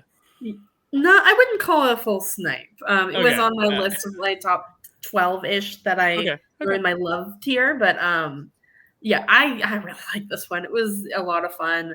And I love how it ends with them actually going back to the future. Like it feels like a premise that they're just gonna keep on rolling, but like it ended with like an actual conclusion, which is really cool because I feel like most shows don't want to end. They just want to keep on going. And I loved the future comedy. I think they had like spray food or something. As a kid, I thought that was so cool. I also love how they're worried about the government finding out that they're from the future because they think they'll dissect them or torture them or whatever. And I thought that was so funny because I mean it's possible, but it was just interesting that was like their main fear. It wasn't just a normal mundane one. It was, oh no, the government will get us and trap us. And I love how they mentioned that time travel is now outlawed at the end, so they have a reason for them not to be able to come back. I think the finale is really good. I think it's really interesting. And I forgot about Caveman until you just brought him up now. And now I know, right? Yeah. So vividly. He's so good. Oh my gosh. Yeah. Love that. Kelsey, was this one you watched? Wasn't on my list. Okay, that's fine. Did you watch it at all, or it just escaped you altogether? No. All right. I mean, no. Okay. No, you're good. Hey, listen. It's okay. Not every show is watched by everyone, and it just makes me feel better because now I can rep it even more. Cool. Brian, you were gonna pick Phil of the Future. You didn't get it. What are you gonna pick now? I'll go with the other British song show. The Suite Life on Deck on this one. Okay, nice. Yeah, it's sort of the same premise, but they're on a boat this time. You go to different cities. You get an addition of Bailey and Woody as well. Even Mr. Tugwater, who her and Mr. Moby has great chemistry as well, very romantic aspects. You get some of the returning characters. Esteban returns. Armin shows up for an episode. The parents show up, and it's a great spin-off to the She Lives at Corey, but now on the boat. So She Lives on Deck is my pick. Yeah, I think it's a great pick. I mean, I think what's more fun than living in a hotel on the water? You know, exactly. It's a great idea. You know, cruise ships are so much fun, and I've always wanted to live on a cruise. So this was very cathartic watching the show, and I also think the one thing that I think was a detriment was that they didn't bring Ashley Tisdale along. It was everyone but her and Kim Rhodes. I know she's in that one episode. And that's my favorite episode of the series when they're in Italy and they have the joust. I love that episode. But I didn't like it for a while because I was like, I miss Maddie so much. But Debbie Ryan, she held her own. I thought she was solid, not quite surpassing Maddie Fitzpatrick, obviously, her character Bailey. But I did think she was. At the end of it, I was like, you know what? I like this character a lot. Then this also gave us Zoe Deutsch, who's a great actress as well. As Zach's love interest Maya. So yeah, like a really great show, great side characters. And just again, as well. The graduation episode is great. Yeah, and the setting is just so good as well. The final goodbye between London and Mr. Mosby still gets me choked up when I think about it, so I'm not going to get into it now. But yeah, that's such a good it's a great wrap up, not just to the series but to the other series as well. Like I think this is the first big. Second big sequel series, but really elongated sequel series because the other sequel series only lasted a year. But I do think, this was a very, big endeavor, and I think they stuck the landing very well. Like this could have easily petered out, but it was pretty much at the quality, never surpassed the quality of the original, but was always at the quality. So I'm very happy you got it. Kelsey, I know you liked Sweet Life of Zach and Cody. Did you continue on deck or did you fall off? Were you overboard for this one? Oh, Dyl, let me tell you something about Sweet Life on Deck. I watched this show front to back for some reason in college. I just threw it on. And I loved it. I thought that it was funny. I loved how they were awkward teenagers, now dealing with romantic relationships and different friendships. I loved their friend Woody. The addition of Debbie Ryan as Bailey for Cody. I just think that it was I really liked it a lot, and it's also a very good theme song. So I'm sad to see this one go. I thought it was gonna fly under the radar. I really did, but I didn't want to pick both Sweet Life shows, but if it was the fifth round, it still wasn't picked. I would have probably snagged it. But I was like, I'm not gonna be that guy. Just like Carly wasn't that person and didn't snipe both High School Musicals from me. She allowed me to get one of them in the DCOM draft. I'm being kind and then letting someone else get it. I'm glad I got to take it. Chad, did you continue on deck with the Sweet Life characters as well, or did you leave it at the hotel at the Tipton? Yeah, no. I was around. I was still around when the spinoff started. I watched a few episodes. I wasn't religious about it, but I think probably a little bit lesser than the original, as a lot of spinoffs are. Not all of them, but I feel like most are just trying to live up to that potential. And I think you said there was that one big piece missing, but it was still really good otherwise, which I think is a testament to the writing and crafting of some of these shows. So I think it worked. I remember having a good time with this one as well. Yeah. Carly, what about you as a fellow Ashley Tisdale fan? Were you a fan of Sweet Life on Deck? Were you mad they didn't bring Maddie on deck? And did you like the series? Of course I was mad they didn't bring Maddie. She was my favorite. I liked it, but I didn't love it. like I watched it week to week and like I had fun with it, but it just didn't hit the same spot for me that Sweet Life did, the original Sweet Life did. Debbie Ryan was really good. I don't remember the details, but I remember Cody and Bailey's breakup really pissed me off. I think because they like kept them apart for forever, and I was just so, or at least it felt like forever to me. I don't remember if it was actually a long time or not, but that's just something that I always think about when I'm like thinking about the show. It's just I'm like, why'd they do that? Like it was a little thing that annoyed me, and I think it's part of why I stopped watching because I was just like, I'm done with this. If they're not going to be together, I'm done. But yeah, I still liked it. From what I remember, I liked it. And I really liked Zach and Maya from what I remember of seeing of them. But I didn't see much of them. I don't remember if. And they didn't end up together either. I think Bailey and Cody get back together, but Zach and Maya don't. Yeah, they break up the finale. Yeah, they break up in the finale. That was what crushed me because I was like, Zach, he's finally got his shit together, and then it was like, whoa, like I don't know, but hey, I felt like it was a cool risk-taking finale, which I appreciate. But yeah, so Carly and I talking all about the different Sweet Life ships. Brian picking a show about a Sweet Life ship, and now he's gonna pick another one here at the start of round 3. Brian, what are you gonna go with as your third pick here? I'll go with another anime on this one. Ooh, another animated. Okay. Yes, I'll go with Lilo and Stitch the series on this one because it does count. It does count for this because it did air on Disney Channel. Yeah, we did the fact checking before the show, and it did get like a 1 episode like preview teaser on ABC, but it aired its first season on Disney Channel, so we you know it counts. It counts unless someone wants a veto, but like I'm not itching to get Lilo and Stitch. I will let you have it unless anyone has objections now. Forever hold your peace. Okay, Brian, you got it. Yes, this is a great follow-up to the Stitch the movie that direct video you get. Almost like a Pokemon S series. Each episode they cut different experiment. I love the addition to Ruben 65. Some great crossover episodes with Kim Possible, Recess, Jake Long for some episodes, and it's a worthy series. So yeah, that's my pick. Yeah. I'm a big fan of the movie, so I think this is one that I was really excited for, but for some reason it never was one I kind of went back to and religiously watched or anything like that. I remember liking it, but I also think a lot of it is like the reason I like the movie is for the heart of it all, not necessarily the hijinks of the alien, which is I think what the show was. It was like, let's have fun with the aliens, and this one was more like the movie was more like, all right, let's rip your heart out with ET too, you know, like so I think it was one of those things where I like the movie so much more for the emotional beats, whereas I don't think the show you get that in 20 minutes. But you know, if you love the characters, if you love Stitch, and I know a lot of people love Stitch, he's like one of the highest merchandise characters in Disney history. Like, we're getting a movie next year. Yeah, getting a live action movie, which is still just an animated Stitch, just a more photorealistic animated Stitch. I mean, Lilo's live action, I guess. But yeah, I was not the biggest fan of this one, but I'm happy you got it because you seem to really love it. So, any thoughts on Lilo and Stitch the series? Did anyone else watch this one? Carly, did you watch this one? Yes, I love this one. Again, another one I don't remember a bunch about, but it was so fun seeing all the different experiments and like their different little powers and what they could do. Gantu is such a fun villain to laugh at in the show. Like I feel like you get a lot more fun from him in the show because you just get more time with them than you do has to feel in the movie. Mm-hmm. Yeah, both of them. It's just so fun to see them because they just kind of campy villains that are just so fun to like spend a little time with and root against. And like I just love Lilo so much that it's hard for me not to love this show. Like she was weird like me as a kid, so I loved her so much, and her dynamic with Stitch is so fun.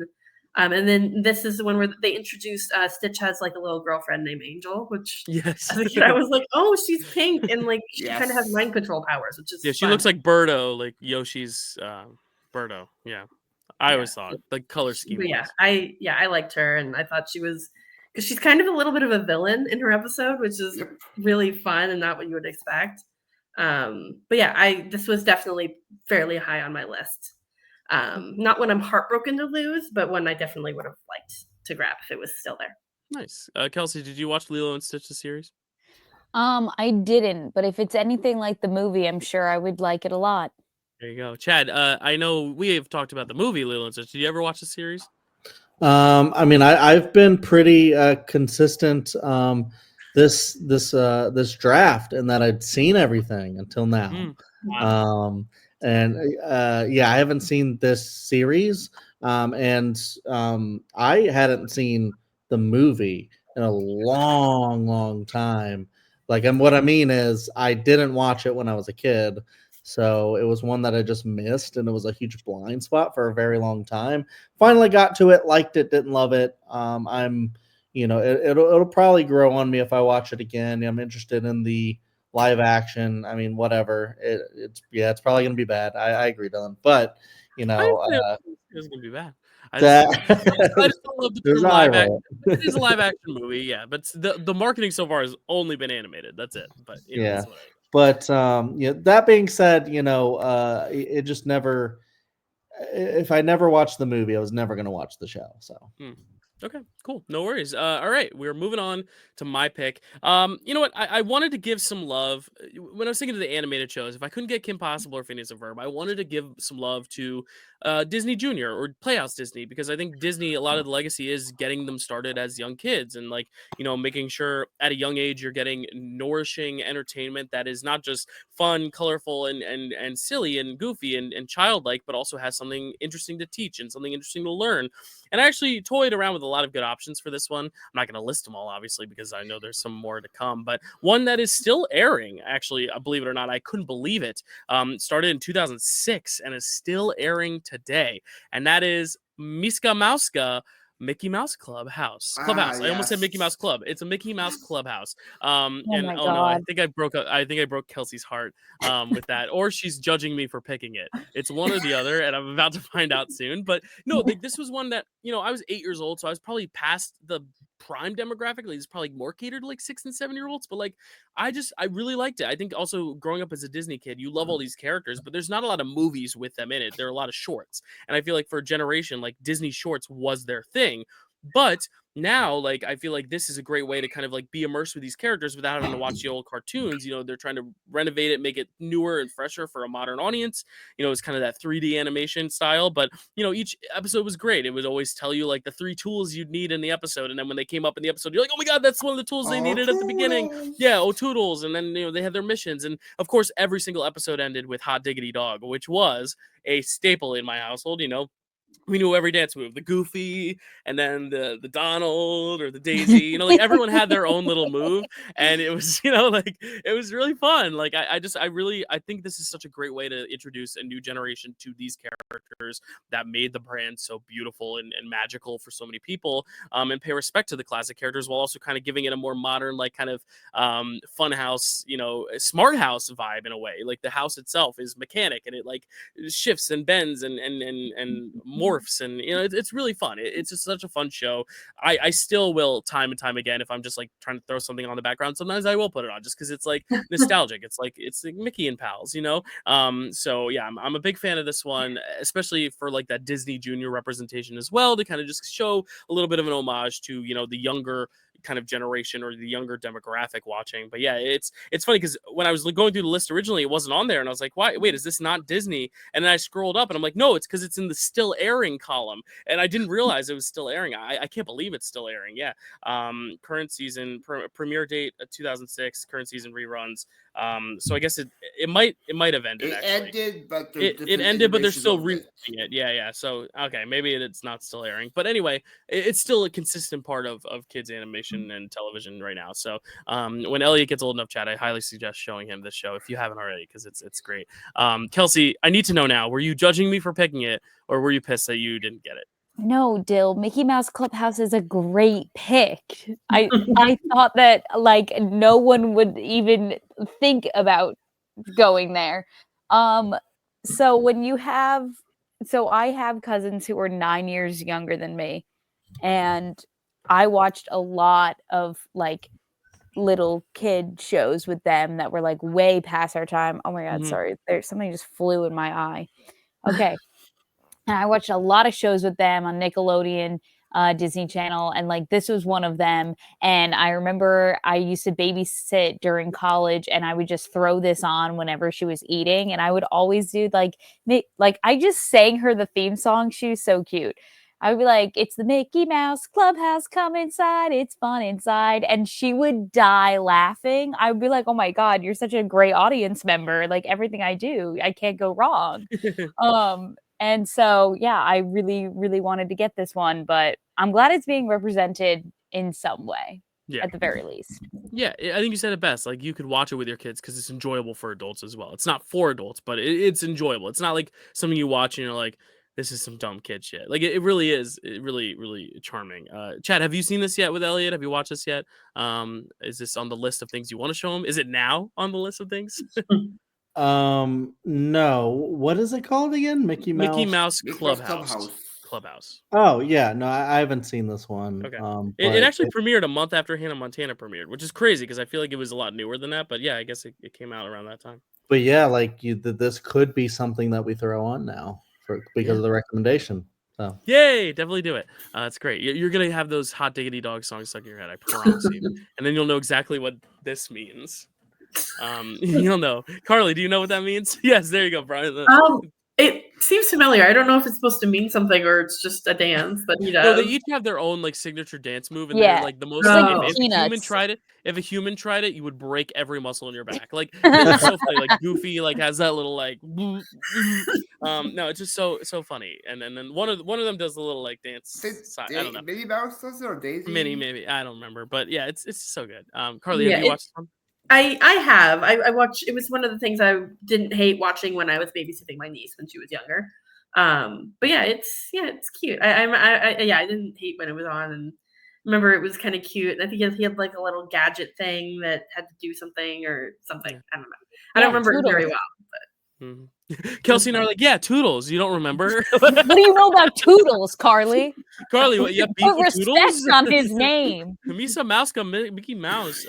Brian, are you a fan of Mickey Mouse Clubhouse? I do. I haven't seen a lot of the episodes, but I remember seeing clips of it a lot. The song plays me a lot. The hot dog song. Yeah. Even in the parks, they used to have it sometimes advertised. The Disney Playhouse show. They had the Mickey Mouse Clubhouse part of the storyline for it. Also, love that the more Pete in the show than before. Yeah.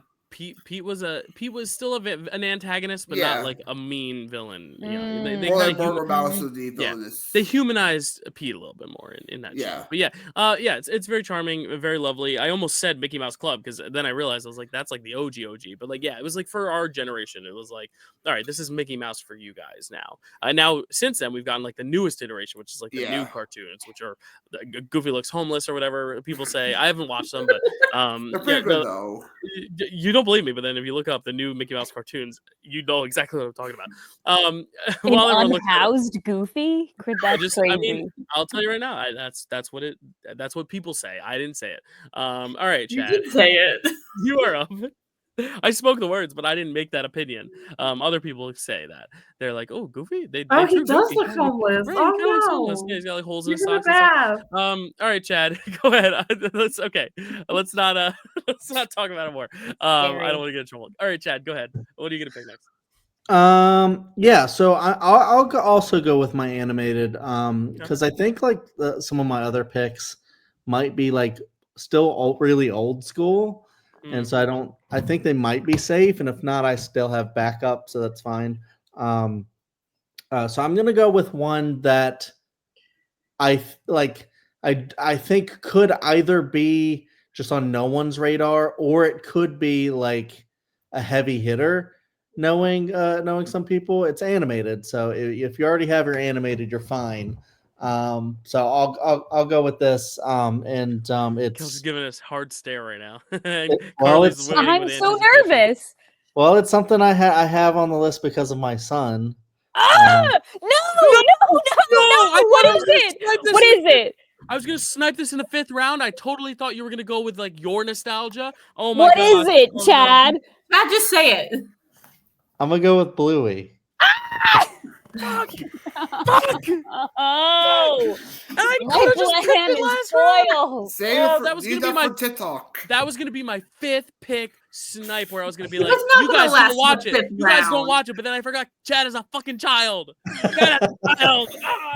No. Honestly, when Dyl had his whole ramp up of kid shows, I thought you were going with Bluey, and then you went with that. So I was like, oh, cool. So I honestly didn't know that was going to upset so many people. I thought, like, honestly, like it could have been just like, you know, and not an under the radar because it's insanely popular. Like, right, for, but it's you know, popular for these kids these days, not our kids. But then you're right, you have a kid, so yeah, no, it's perfect. I love you for that. Thank you for picking it. yeah. So Elliot doesn't have a Bluey; he has a Bingo, and his cousin has the Bluey.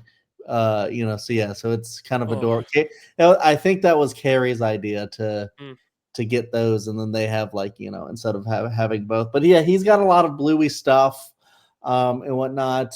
It's not like his favorite show. That would be Blippi. But I don't know what Blippi is. I gotta look it up. Oh man, it's I wish I didn't know what Blippi was. Oh, terrifying.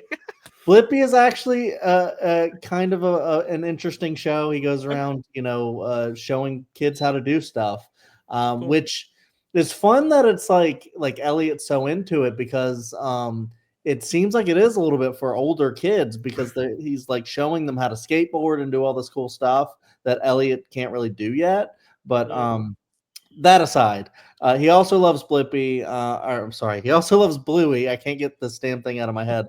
But Bluey rules.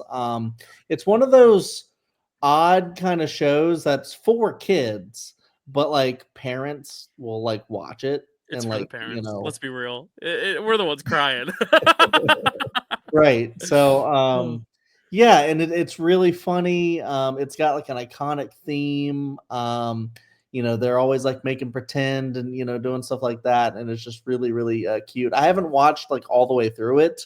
It's just been on a lot, and, you know, I just like haven't sat down to actually like watch it with Elliot, but I actually want to, because of, you know, things that people have been saying about like certain episodes and stuff like that. But I know Carrie's a fan, so I definitely want to sit down and watch through it. But I knew it was like a big deal, and so obviously in you know, the reactions to the panel, no, Bluey will be on the thumbnail, and people are gonna click on this video because he's in the thumbnail. Like it's a big deal. Like, and I'm glad you picked it because it also fits. You're the one with the kid. You're the one watching it more regularly than anyone else, except for maybe me and Kelsey. Yeah. No, it's so good. It's so good. Yeah, and it's Australian, so, you know, it's kind of fun to hear those accents and stuff. Such a charming little accent. Yeah, it's a really cute show, and I'm glad to have it on my board because I just think it really like stands out. I think it's a really great one to have, you know, and absolutely. Yeah. I'm proud of you for that. I'm very happy. I honestly was like, you know what, Chad might pick it, but I feel like Chad's the one who goes really deep in his nostalgia, and I know there's a lot of animated shows from like the 90s. I'm like, he'll probably pick one of those, and I was like, you know what, Mickey Mouse Clubhouse was my show, so I'll draft that, and then like Bluey, I'll get in the 5th round, and it'll be like, whoa, drop that bomb, but nope, dropping it right here in the dead Bluey center was middle. Not going to be there in the 5th round. Were you going to take it, Carly? Probably not, but I would figure someone else would have. Well, I just didn't realize how many other people watch. Like, I thought this was like a deep cut because I know a lot of parents show their kids, and I was like, I didn't see an episode of Bluey till like last week, but I started watching them because I was like, oh my gosh, like this is the big craze, and I was like, this is delightful. I would ask the people with the blue shirt and blue hair, but I have to go to Kelsey first because you had the best reaction here, Kels. How are you feeling? Bluey blew up the draft, baby. I've never ever felt personally attacked on any of these drafts until this pick this round right now. From a last minute edition too. Like, again, I really thought that I was like, who's gonna say Bluey? Who's gonna say Bluey? Chad and his stupid son. Oh my god. Stupid in all the beautiful ways. Is just we love such Elliot here. We are pro Elliot Webb on this podcast. Kelsey, I will just ask, were you going to take it 4th round or 3rd round, or were you going to try to save it for last? Well, I was going to see what happened once it got back to me, but I think I was going to save it for like my 5th round. Okay, so if it wasn't Chad, I will tell you right now, I would have sniped it before you anyway. So like, don't be mad at Chad and Elliot. Be mad at both of us because we would have taken it one way or another. I'm taking it out on Elliot. I don't know. I think I'm beefing. I'm beefing right now. You're beefing with a baby. With an infant. Beefing with an infant. This is an iconic DPMN moment right now. I love it. He's a toddler now. Just such a... Either way, I'm seeing him on site. Like I'm flabbergasted right now. Bluey is just such a calming experience. It's kind of like watching ASMR. Like it's just so like the accents are so soothing and it's like so low stakes and the episodes are quick. Like I watched it recently with some children I know and I'm like, wow, this is an incredible experience. It's like, you know what it reminds me of? It's the feeling that I got when I watched Mr. Rogers growing up. You know what I'm talking about? Yeah. Will You Be My Neighbor? No, we know who you're talking about. Yes. No, okay. I'm disagreeing with you. like what a calming presence. Yeah. For kids. Yeah. I just love that you just like beef. You have like a vendetta now against Chad's child because Chad, who has the remote, put it on for him. You know, like Chad does control it. Not to throw you under the bus again, Chad. I'm sticking up for Elliot here. But yeah, Chad's the one who puts it on for him. The Webbs better watch their backs. That's all I'm saying. The Bluey war has begun. All right, now I'll go to the ones wearing blue with the blue hair. Brian, you're wearing blue. Have you seen Bluey, or is this one you haven't checked out yet? I haven't checked it out, but I think of all the drafts, this is the moment of draft that changed the game. The whole Bluey war. This is the moment that changed the Dyl Pickle Movie Network forever. It will never be the same. The only thing about Bluey is one of the elementary episodes where one of the kids is obsessed over Bluey for some reason. And I know that they announced Bluey for the parks recently, like for me recently. Mm-hmm. So Bluey's meeting people at the park, and they announced a movie for 2026. So it'll be on the big screen, Kel. So someday you will be able to draft it somewhere else. But I will also say this was going to air at noon on New Year's Eve, but I'm kind of wanting to air this at like 11 p.m. on New Year's so that the ball drops when Chad makes his pick of Bluey. Like, on the TikTok. 11:59 midnight. Boom! Like I almost Bluey drop, but I'm not gonna do it. I want people to watch this and then live in ecstasy of this fight that has happened today. As we end the new year. Carly, any last thoughts on Bluey here? Yeah, so I teach sped kids, so sometimes we throw this on when they need to like decompress and like chill out. Yeah. Cut down on the tantrums a little bit. I need you need to give that to me, Kelsey. You need to sit us down like you sit down your kids. I need to throw on a Bluey episode right now. Yeah, like we need to decompress a little bit. Honestly, by the time you watch a Bluey episode, we won't even be at the next pick, Kels, because they're so short. But yeah. I mean, there are plenty. I mean, this isn't just a kid show. Even kids who don't have children in their lives, I know, like just watch Bluey because it's just delightful and just puts them in a good mood. And it was funny when Kelsey said some children I know. I was like, is she just saying that? Like, does she know children, or is she just like, yeah, she doesn't discriminate when it comes to friendship. Guys, there are children in my life that I watch Bluey with. It's not weird. It's not weird. It's not you and yourself and your imaginary friends. They're really people. It's not you, it's me. You're not just throwing on Bluey to throw it on. You have an excuse. All right, fine. I watch Bluey by myself. Next question. Next question. This is amazing. I love this so much. I'm so glad this whole discussion with Bluey. Yeah, I feel like this is a viral moment. I'm gonna clip it. I think this is the first and last time anyone has ever said Bluey and someone just screamed at the top of their lungs, "Fuck!" like I just did. So I think that's the first and last. We'll have to send it to Australia and see what they think. All right, we gotta move on. Carly, what is gonna be your next pick? All right, I was worried Chad might snipe this because I don't remember how old or new this show is.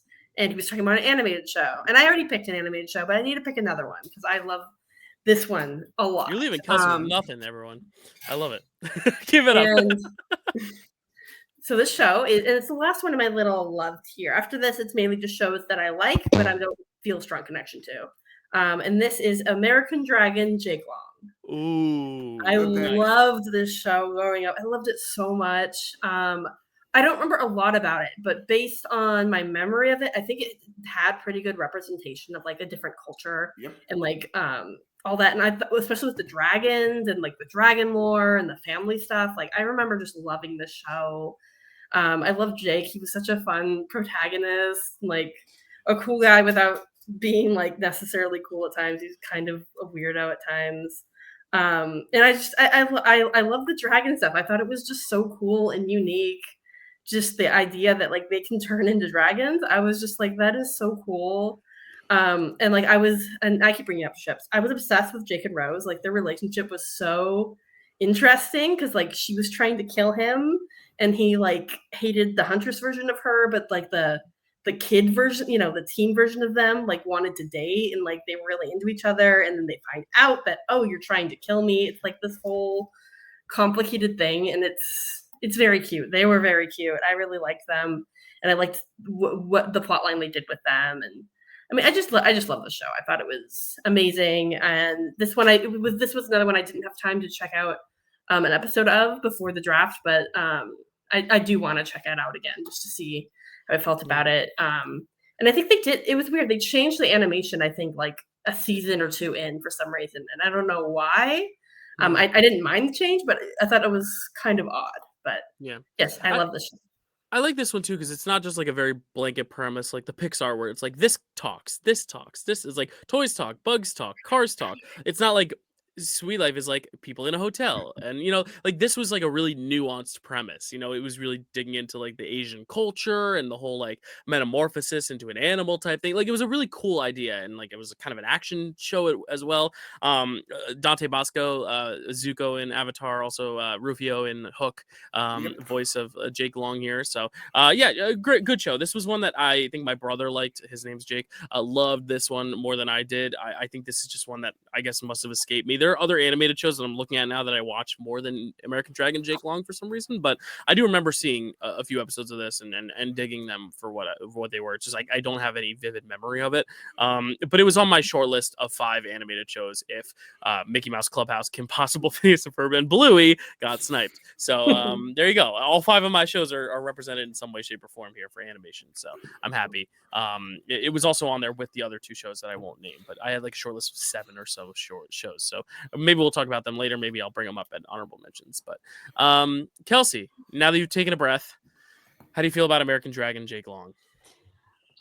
Super cool show. Wasn't on my list. Yeah, like sorry. I'm still like, okay. I'm in my feels over here. No worries. Yeah, you do have the next 2 picks, so think about it for a sec as I go to Chad and Brian, and then we'll get back to you. Chad, have you heard of or seen American Dragon Jake Long? No, I actually I know the name. I haven't seen the show. I have seen Jackie Chan Adventures. Does that count? Sure. Sure. Yeah, why not? Brian, have you seen this one?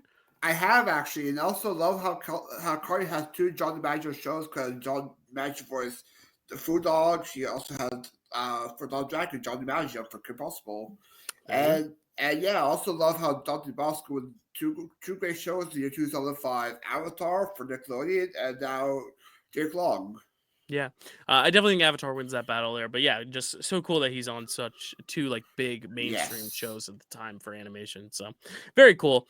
All right, Kels, we stalled long enough. You got to give us your 2 back-to-back picks, or your back-to-back picks here. So what would you like now at the end of round 3 to close us out of this 3rd round?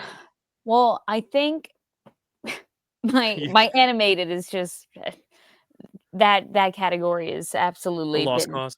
It's just a lost cause. I might pull out something real crazy.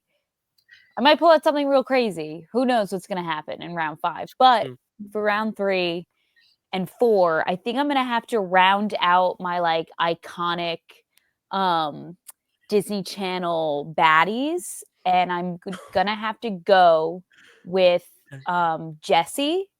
Okay. And get Debbie Ryan, collect her as well.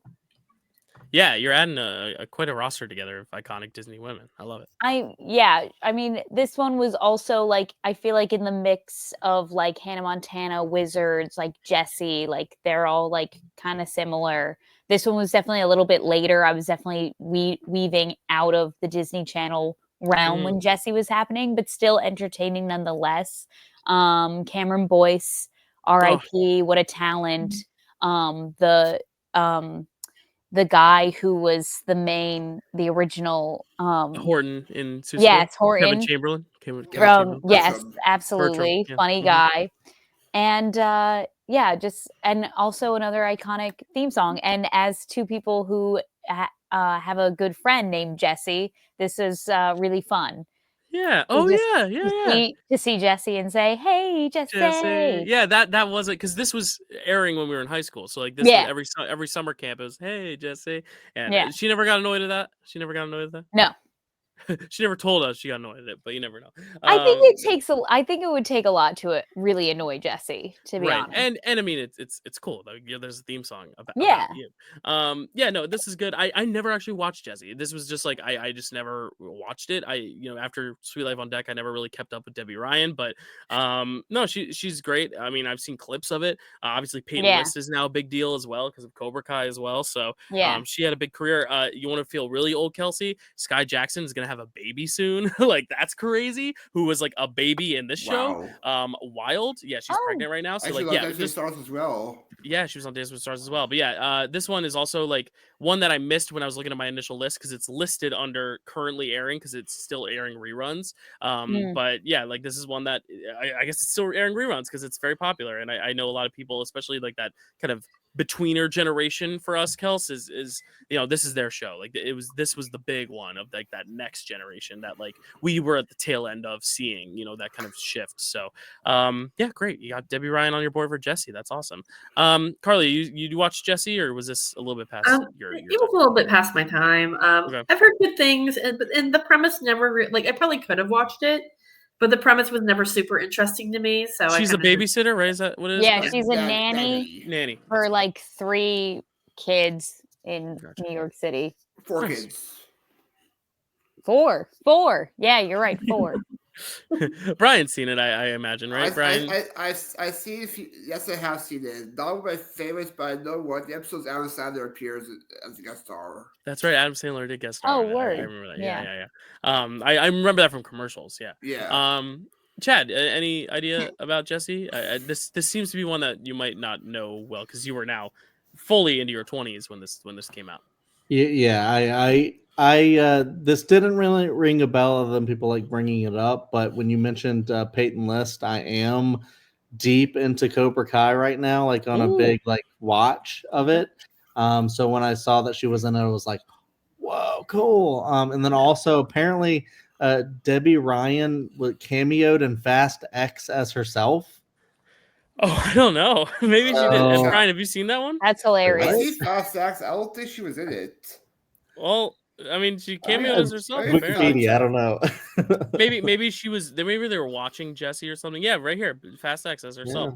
Yeah. No, I believed you. I needed to see with my own eyes. What's the? Oh my gosh, I think we brought it up on the DCOM draft. But do you remember?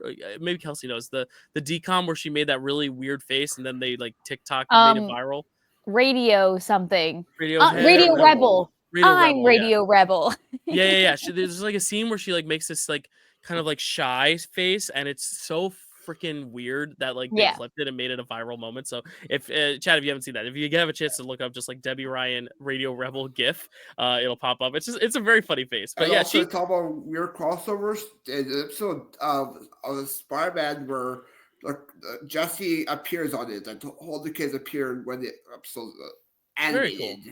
Nice. Yeah, I'm looking also. She was also in a Sundance movie a few years ago, Shortcomings, and I remember her popping up in it and being like, that's Jesse, or that's Debbie Ryan, so she's getting some work here and there. But yeah, this was her heyday for sure. Cool. So we're now going to move on to Kelsey's next pick, Kelsey. You said you're collecting the Disney Channel baddies. You got Miley Cyrus, you got Selena Gomez, you got Debbie Ryan. Are you going to continue that wave here? Yes. There's a more obvious pick that I'm actually not going to go with. I'm going to go with a different Disney Channel icon just because she has recently made her switch. I mean, not recently. She hasn't been acting for a while, and she's actually now like a PhD scientist badass. So I'm going with Good Luck Charlie for Bridget Mendler and Bridget Mendler alone. Hopefully one day she's our president. I want to vote for her. Yeah. This was like, again, this is nearing the end of my Disney Channel days, but it was still a really cool concept. It was about like vlogging before vlogging was a thing. Like this older sister is making basically like how to survival type videos for her very young baby sister who's about to be born. And it's just like such a fun, cute sitcom about a family. and about, I loved it. Her name was Teddy. I was like, oh my God, that's such a cool name for a girl, Teddy. Mm-hmm. Like, she's so cool. And then the guy from Jason Dolly. Yes. Thank you, Brian. Thank you for You're knowing welcome. exactly where I was going before I actually didn't say anything. He was very funny on that show. And yeah, it just like made me want to pick up a video camera and start recording myself doing silly little things and ending it with "Good luck, Charlie." Yeah, another just great premise. It's like, yeah, like this baby, and every day is just like another day that they're recording on their. Like, I love home videos. I'm very nostalgic for home videos. Now with the TikTok and social media generation, it's like it's very easy to have home videos. Like, I have Elliot's home videos because Chad sends me adorable videos of Elliot playing with the Christmas toy I bought him. But like, it's one of those things where at the time it was still a novel concept. Like, you had this little video camera, and like when they grew up, they would watch it, and I love how the show kind of ends with them like. Right? Don't they show the tape to the little girl or something like that? I don't remember. No, they didn't actually. Oh, okay. The future episode where in the future as she watches it though. Oh yeah, that's what I'm thinking. Okay. Of. But like, yeah, honestly, that's probably what they should have done at the end of the show is like show her the tapes back. But I guess the whole show is you watching the tapes. I don't know. It's a great premise. I didn't watch this one. Like, this was not one I watched, but I know the premise. I know it's a beloved show. I know this is like one of the more popular Disney Channel shows, so I'm glad it's represented at all. We talked a little bit about Bridget Mendler when we talked about Lemonade Mouth on the DCOM draft, but like, yeah, such a cool career reinvention. Like the fact that she just like went to law school, is now like lawyering up, and like you said, Kels, maybe she'll go into politics, and it'll be like a cool like. We've seen Miley Cyrus jump to stardom. We've seen Selena Gomez. We've never seen quite a turn like that. So would be very, very cool. Carly, did you watch Good Luck, Charlie? I did. I didn't like it very much, but like Kelsey said, Bridget Mendler is amazing in it. Like, I think just picking it for Bridget Mendler alone is very valid. But yeah, like I can't tell if I just was past the time when I was enjoying Disney Channel, or if I just didn't like the premise very much. But fair enough. I caught a few episodes. It was fine, but nothing that really grabbed me. That's fair. Brian, did this one grab you? Good Luck, Charlie. Yeah, I have seen all the episodes of it. I love the theme song as well. Hang in there, baby. The theme song's great. I do enjoy the parents as well. The Ali Baker and Eric Allen Craper, the parents were great. And yeah, some of the side characters are fun, especially the neighbor, Mrs. Dabney, her and one of the kids is great. So yeah, I do enjoy it. Nice. Yeah, when Kelsey was going like, iconic Disney women, I was like, oh, I know who she's going to go with next. And I looked, and there's like 3 other shows now where I'm like, no, there's some big stars still out there. And Bridget Mendler was also one of them. So it's really cool. Bridget Mendler also a Wizard of Radio Place who Kelsey has. There you go. Yeah, crossover Bridget Mendler on Wizard. She was great in that show too. Yes. She was Juliet, right? Yes. Yeah. Oh my God, she was so good on Wizard of Radio Place. She was. Yeah, but. So Kelsey got the double whammy of Bridget Mendler here, but like there's still a lot of great like star making shows still to come. Yeah. So I'm curious to see if Kelsey rounds out her 5. I guess she's got to take an animated, so maybe that'll also have a star. Who knows? We'll see. Chad, any thoughts on Good Luck, Charlie, with a new baby in your household? Nope. No. Okay, cool. There we go. I figure for a lot of these later ones or earlier ones, there'll be some people where I'm like, hey, you probably never seen it. I have to ask anyway as a formality. All right, Carly, what are you gonna go with as your penultimate pick here? You've got 2 animateds, and you got That's So Raven as well. What are you gonna go with now? Well, let's get another Disney Channel star off the board. I'm going to pick Sunny with a Chance. Oh, there's the Demi Lovato. There she goes. Nice. So I don't have a ton to say about Sunny with a Chance. I really enjoyed it. I love Demi in that show. Like, they're amazing. They're so funny and they're just great. And I did like the little romance with her and I can't remember the actor's name or the character. Sterling Knight. They were. Brian, you got to go on Disney Channel trivia, my guy. Wow. I was so frustrated. Make it happen. I was so frustrated that the show had to end with them broken up, even though I understand the reasons the show had to end. But yeah, I thought they were cute. I liked their silly little skits that they did, the little feud they had with the dramatic show on the lot. But yeah, Demi's great. And yeah, it's not like my top of shows, but it's when I think of fondly, and I really like it. Yeah.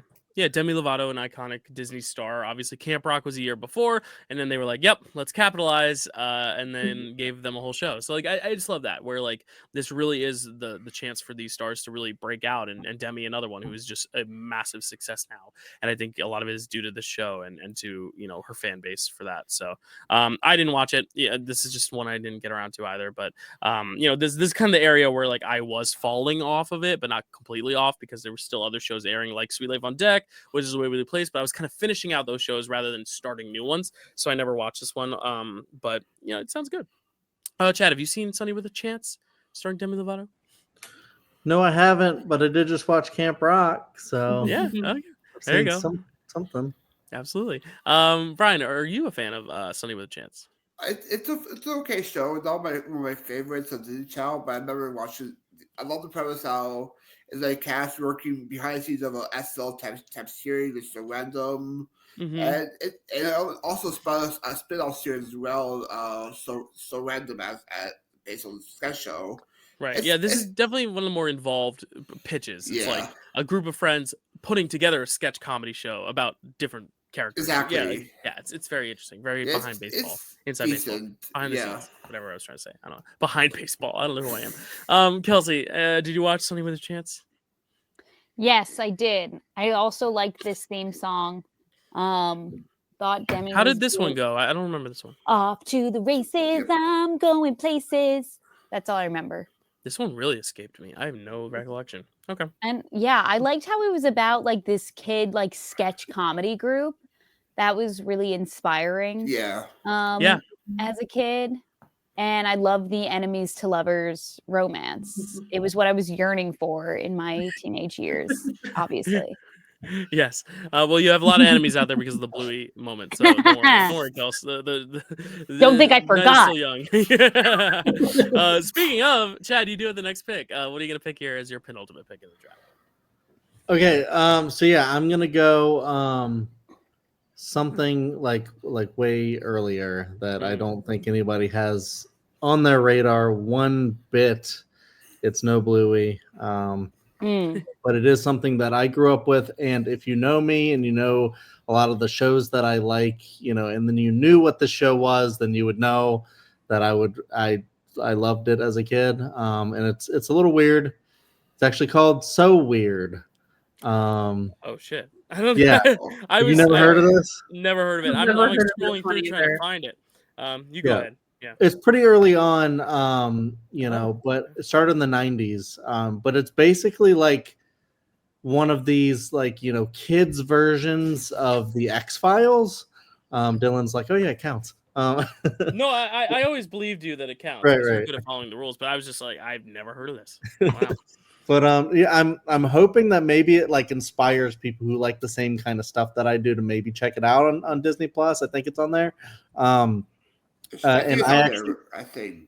Yeah, and I actually want to rewatch it now because back in the day, I was so into this stuff before I was really into like the X-Files or Buffy or Supernatural or any of these kinds of things that are like Monster of the Week kind of stuff.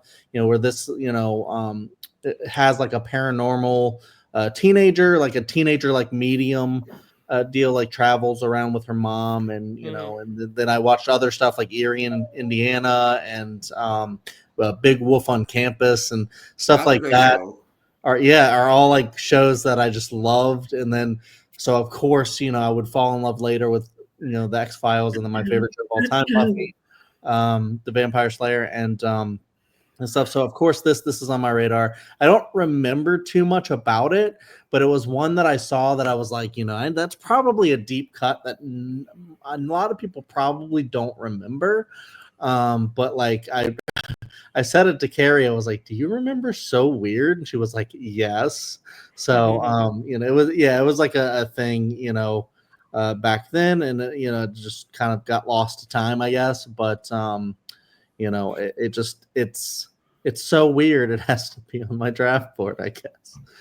Yeah, I love it. I've never seen this. I'm gonna check this out because this looks really good. I don't know if it's on Disney Plus or not. I don't know if you said it or not. I think it's on there. Yeah. Okay. Yeah, I gotta check it out. I'm gonna check it out. It sounds great.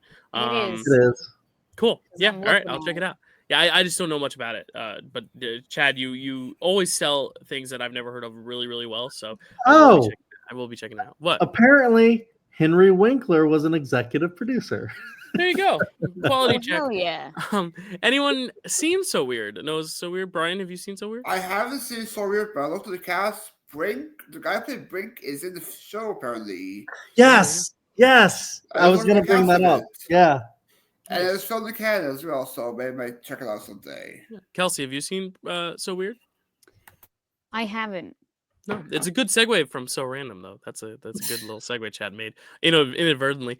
Carly, as someone who picked Sunny with a Chance, So Random, is So Weird on your list? Nope.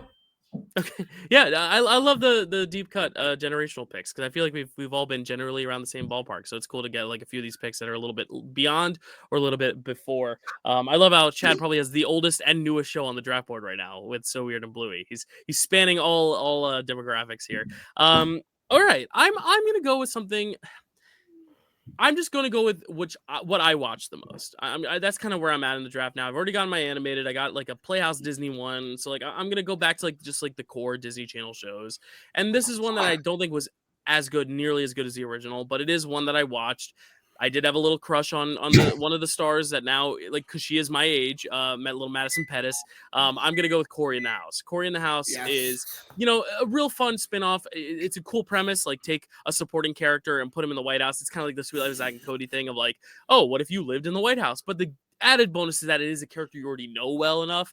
Not the main character of That's So Raven, but one that you feel like you've gotten the full enough picture of that you can like follow and feel invested in, and then you get all the new characters. You still get the mom and dad, or the dad at least. No, just dad only. Yeah, just the dad, and then you also get all the new White House staff and stuff. And then Madison Pettis is really great. Like, as I said, I was her age, so I was like, oh, I want to be like best friends with her. And then I grew up, and I'm like, you are beautiful. I want to marry you. If you're listening, we're the same age. But yeah, she is fantastic. But that show was great. I love that show. Not as good as That's So Raven, obviously. That's why it's fourth round, not second or first. But great show nonetheless. Obviously, Kyle Massey also on Dancing with the Stars, big hit dancer there, and was great on this show as well. So very happy to get it here. It was also about a chef. His dad was the White House chef, and I like that idea of like, why not like make him the chef? Yeah, very, very cool. It didn't get too political, which I think it couldn't, but I think if you were to remake it now, it would be really interesting to see like how you navigate modern politics with a premise like this. I would for Disney Plus. Right. Yep. Coming soon to Disney Plus. Oh my gosh. That'd be crazy. So everyone seemed to be very happy with this pick. So I'm taking that all of you like it at least. But Brian, what do you think of Cory in the House? Yeah. Also, though, just Dolly pick because he's on Cory House as well as the Friends. Yes, you're right. You're right. Yeah, I love the theme song as well. Very catchy.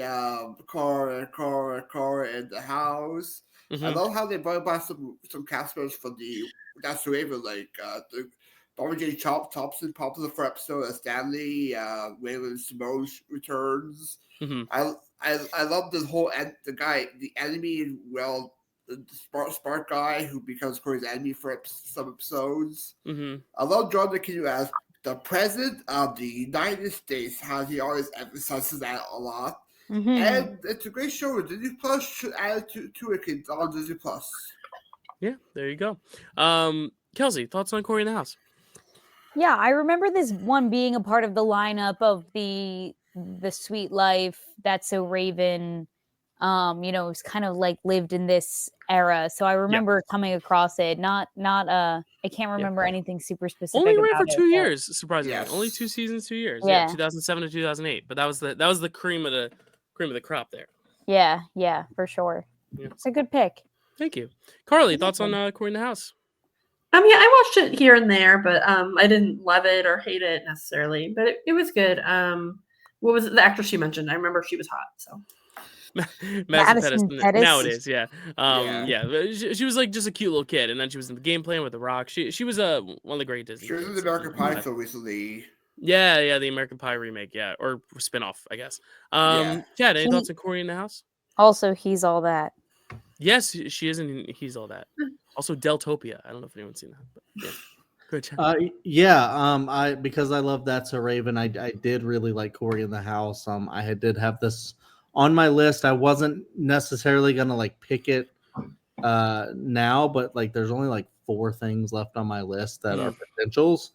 So if someone would have taken like 1 or 2 of the other ones, I probably would have went for this one because I did think it was a really fun thing to like take it, because this has like almost like nothing to do with like the original show. It's just her little brother and her brother, and her dad too, Yeah. right?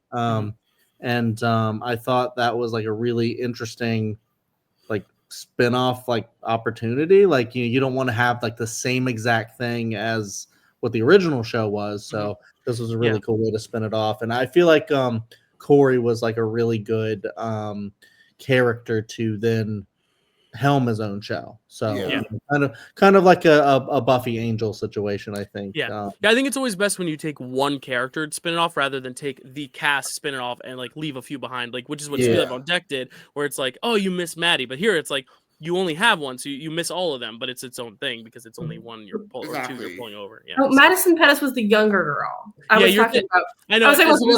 As soon as you said, you were like, oh yeah, she was hot. I was like, I think you're thinking of the mean girl. Yeah, Madison Pettis was the little one who like who grew up to be beautiful and amazing. You know, she's my age, so I can gush about her. She's our age. Kelsey, did you talk about it? Carly? You talked about it? I talked about it. Oh, everyone talked about it. Okay, cool. So we're gonna move on to Brian's pick in the house here at the 5th pick in the 4th round. Brian, what are you gonna go with here? You get 2 back to back. These are gonna be your last 2 picks. Exactly. Yeah, we talked about Wilfredo earlier. He appears as a guest star in another show. Girl Meets World is my pick. Okay. Yep. That one counts. This is one of the weird ones where it was a different series, a different channel, and then Disney Channel had the sequel. Okay. Cool. Yeah, this is a great sequel to Boy Meets World. You focus more on the daughter, the wise character. I mean, you get Sabrina Carpenter, who we know now as big pop star, and you get that's right. Some Corey Spangler return as the leads of the. Corey's the Mr. Feeny character now. You get some returning characters like Sean appears in season 2, I believe, and has a good arc as romances Maya's mother. You get Harley Kiner return that more of a lead that is supporting, and it's a great worthy sequel series. So Girl Meets World my pick. Yeah, good pick. It's funny because like earlier when Kelsey was like, I'm gonna take all like the big like sensational Disney Channel stars, and then you pick this one. I'm like, Sabrina Carpenter. Like there's just so many. It's still more on the board that are yet to be picked. So it's just there's so many great stars to emerge from Disney Channel. Sabrina Carpenter being now probably the biggest currently right now, next to Selena and Miley. But yeah, great pick. I didn't see this one. I didn't watch this one, but I didn't watch the original, so I felt like I wouldn't have loved it as much if I hadn't seen the original. But speaking of the original, I know Chad had asked me beforehand if Boy Meets World counts. Sadly, it does not. But did you ever check out Girl Meets World, Chad? Well, yes, I do love Boy Meets World, and I knew that wouldn't count because I knew that it was just reruns a lot on Disney Channel because that's where I watched it a lot was Disney Channel.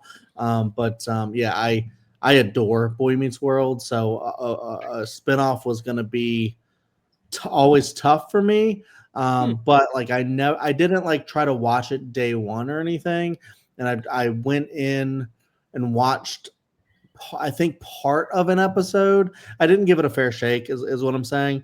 But I watched like part of an episode one time, and it was one where Corey Matthews was trying to teach his daughter something in an episode, and I remember it like it felt very cringe to me because I was like, "What are you saying, man? Like, what are you saying to this little girl in this episode? This is kind of messed up." Like, it just felt kind of problematic in a way. I just don't, it's weird because I'm saying this and I don't remember specifically what it was, but it felt kind of weird. So yeah, I didn't give it a fair shake. I'm not saying it's a bad show or that I don't like it, but it's one that like because of that moment, I think it was just like this is probably not my speed or it's past me. Although I wouldn't put it past myself to check it out at some point. Because I also am a new Sabrina Carpenter fan. So I would like to check it out for that and for, like Brian was talking about, all the returning cast members of Boy Meets World, I think is really fun to see too. If he returns as well, so you'll enjoy it. Yeah, that's right. How old is he now? Gotta be 90s, I believe. Wow, good for him. Carly, what are your thoughts on Girl Meets World? I absolutely loved Boy Meets World. So this was not my favorite. Okay. Just because it doesn't live up to the original series to me. Like it's fine. And it does have some problematic episodes. Like they have an episode where they deal with autism, which is incredibly tone deaf. That I won't go into. I was like, oh, good, and I was like, oh no, okay, no, not good. The little love triangle they have is actually a lot of fun. That's most of what I've seen of the show is just clips of the little love triangle that they have because it's kind of fun. I don't like what they do with Angela. I think it's Angela's character, the one that dates Sean in the original show. I don't like what they do with her in the sequel series. But yeah, I don't want to hate on the show too much. Just that's my thoughts on it. So I would definitely recommend people watch Boy Meets World over Girl Meets World. But it has good stars. It has good performances. Yeah. All right, Kels, any last thoughts on Girl Meets World? The only thing that I've really seen of Girl Meets World is people who like impersonate the main girl in that show because she's always like Maya. Like she just says like the name Maya a little weird. So a lot of people like to do her voice. And then I also see a lot of clips of Sabrina Carpenter flirting with one of her uncles, which is like the youngest brother, brother of the Matthews brothers. Eric. Yes. And so I was like, that show's really doing something crazy, isn't it? They are the same age, but yeah, it is kind of. Oh, okay. They are the same age? Yeah, it's her love interest is Corey's I can't explain it, but like they're the same age. It's Corey's like youngest brother. Yeah. But it's Maya, so they're not related, but like it's weird. It's hard to explain. It's like an age gap thing. But they're not some age gap because they're the same age. I don't. Yeah, it's interesting. Yeah, interesting. Cool. Okay, well, Girl Meets World. I'll have to check it out. I'm like the most green to this show because I didn't even watch the first one. So, cool, Brian. You're gonna round us out here with your first pick of round 5, but your last pick of your draft. All end of animated. This one book end of animated. Another animated. I picked 2 of them, but I'll go with the one that I enjoyed more, the reboot. I'll go with DuckTales from 2017. Ooh, the DuckTales reboot. Yes. Yeah. I don't remember if the original DuckTales counts. That was Disney Afternoon, the original. So yeah. So yeah, you'll just get DuckTales then. Yeah, but yeah, 2017 is the one you want. Yes, the reboot. Yeah, this is a great reboot of the series. You get more stuff added to it. You get the lore to the Huey Dewey Louie's mother on this one with Della. Scrooge McDuck had more to do with the show. You get some great cameos from the past in the afternoon episodes, like Darkwing Duck shows up some episodes. You get Goofy showing up as like sort of the Disney Afternoon universe. They set up, and yeah, Mrs. Beakley has more to do. Webby, she was adoring the original, but she's better in this one more. So DuckTales 2017 is my pick. Nice. Yeah, I remember when this came out on Disney XD. It was a big deal because it was, a revival of a beloved show, So, I never watched it. I never watched the original. It would just escape me in timing. But I know there's at least one person out there. I think it was Matt who was like, better pick the revival of DuckTales and you better pick Bluey. So you and Chad are going to be battling it out for Matt's pick, it seems. So, Chad, as the one who took the other one, Bluey, how do you feel about DuckTales 2017? I haven't seen the revival, and I've only seen a little bit of the original. But I do, from what I've heard, Brian could probably confirm. But from what I've heard, the thing that the reboot does a little better is that it has like individual stories for each of the individual ducks. And in the original, it was like adventures with all 3 of them, but like it really kind of focuses on like actually making them characters from what I understand. You're correct, Chad, on that one. You're correct. Yeah, so I do want to check it out at some point because of that, if time ever allows. But what I do think I have an opinion on, although I haven't fact checked this, I think the original theme song like slaps a lot harder than the reboot one.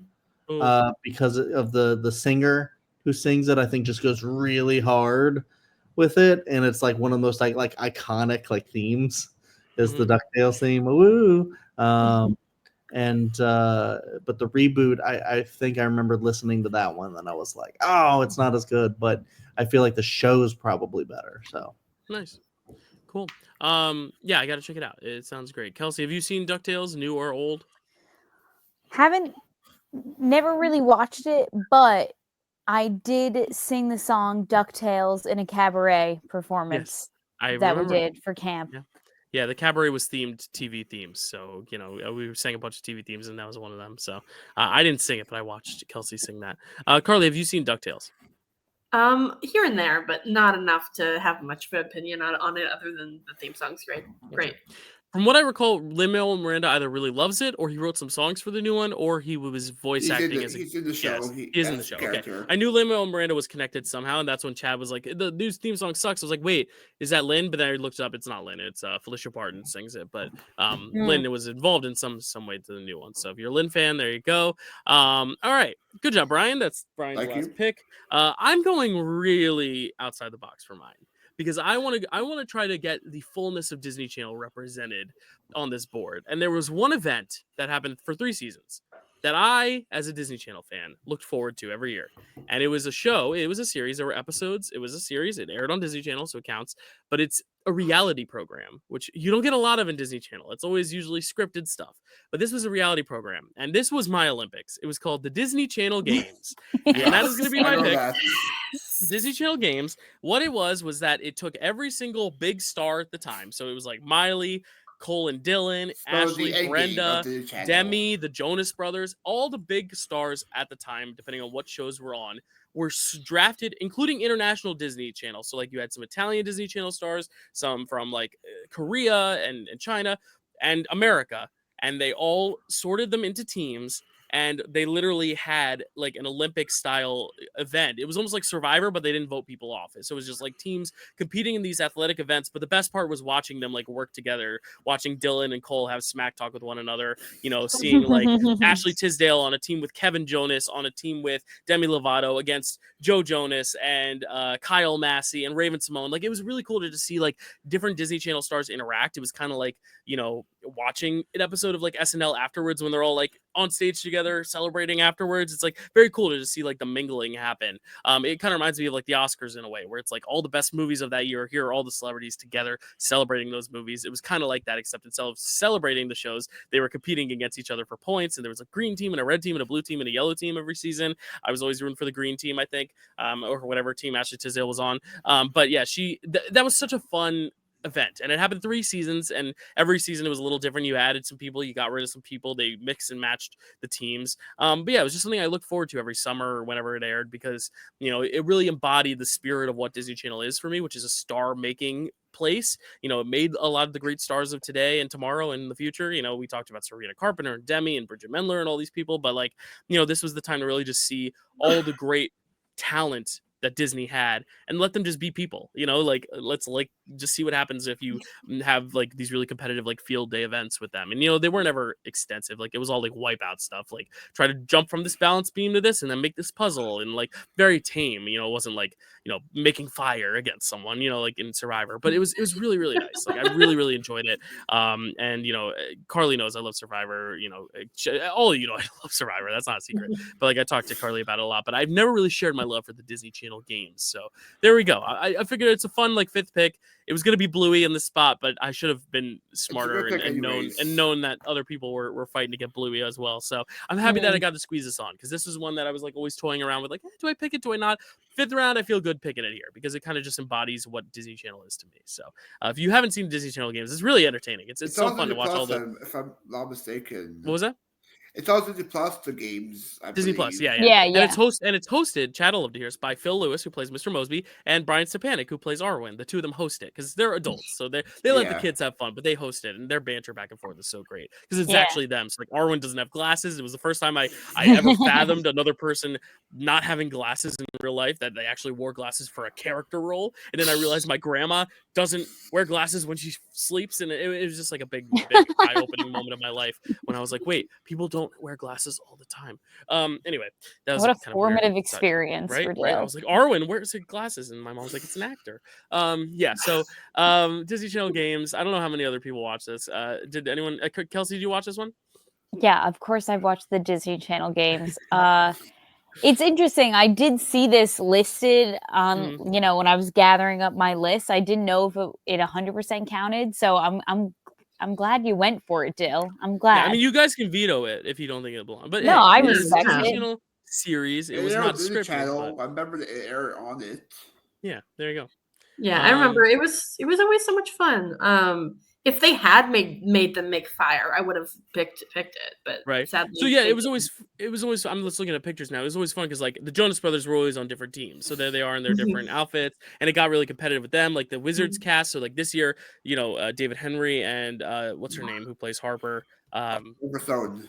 Yes, Jennifer Stone were on the same team, but then Selena was on a different team, and Jake T. Austin. So it was just always fun to see like different, just different combinations of people and all that. So, just Brian, that hits me right in nostalgia. Oh my gosh! Right. Yeah, Brian, did you watch this? I've never watched this a lot. They should continue. It was a lot of fun. Like I'm surprised it lasted for 3 years.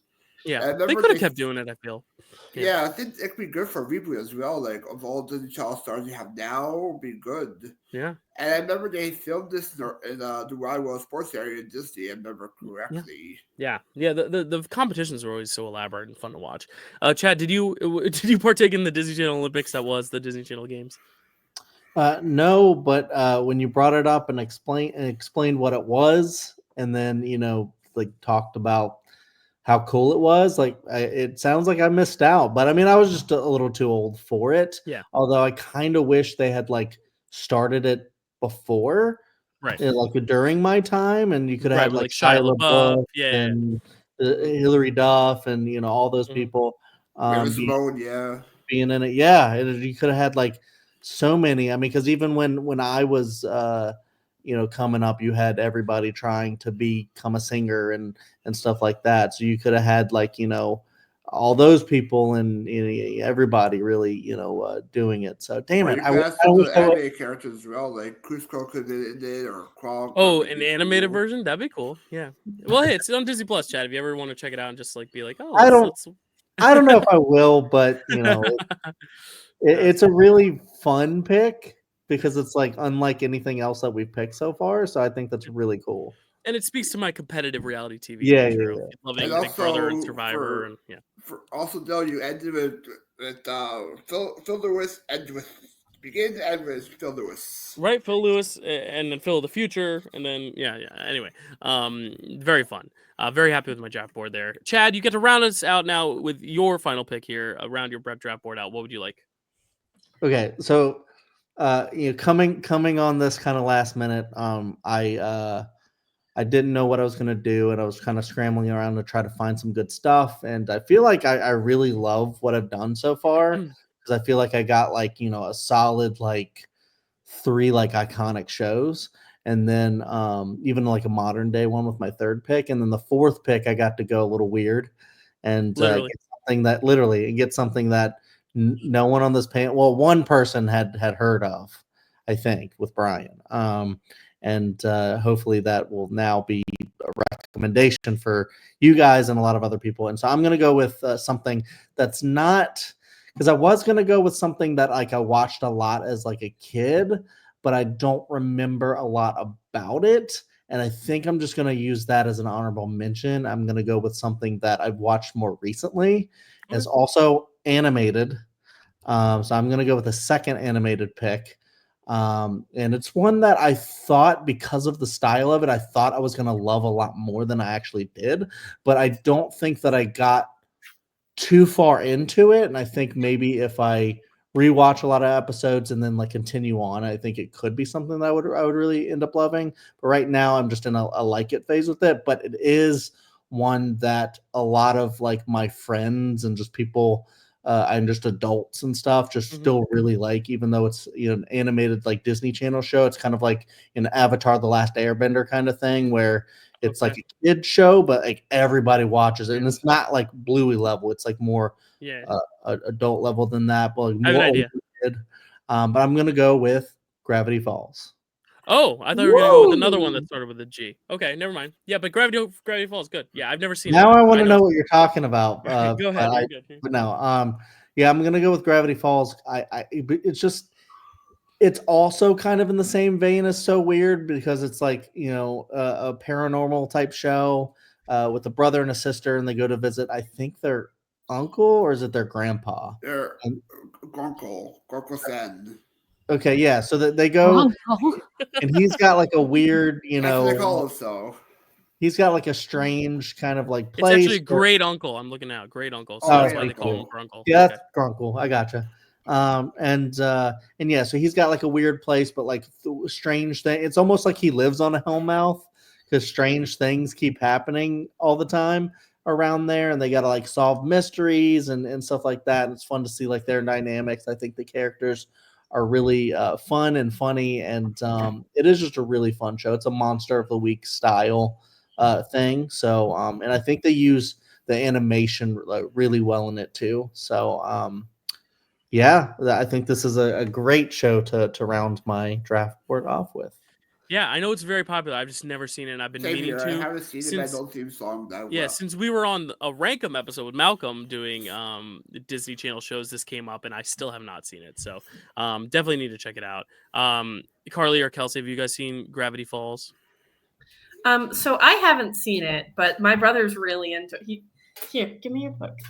He actually has the Gravity Falls book. Ooh. Look at the like little he's prop really feature. into it. He's been trying to get me to watch it, but I might watch it eventually. But I heard there's like a crazy fandom, and like they have all these, they like theorize all throughout the show about it, and like try to figure out what was going on. And like it's one of those shows that it's for kids, but I think adults actually are into it more than the kids are sometimes, which is really fun. So not only does the little I've seen of it, it's very fun and very interesting.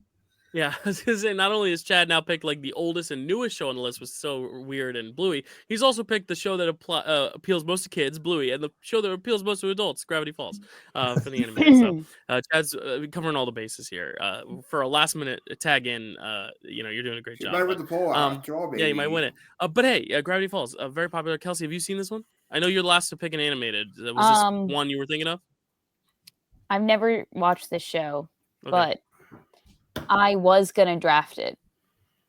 I was gonna draft it because I've been wanting to watch it because it feels like something like it reminds me a lot of like Courage the Cowardly Dog. It honestly reminds me of a lot of shows that would have been on Cartoon Network, and I'm surprised to find out that it actually was on Disney and not a Cartoon Network show, because it just gives that energy. Also, Carly, you give mad Gravity Falls energy. I'm like so surprised that you didn't grab this one for your list. I just felt that you were a Gravity Falls person.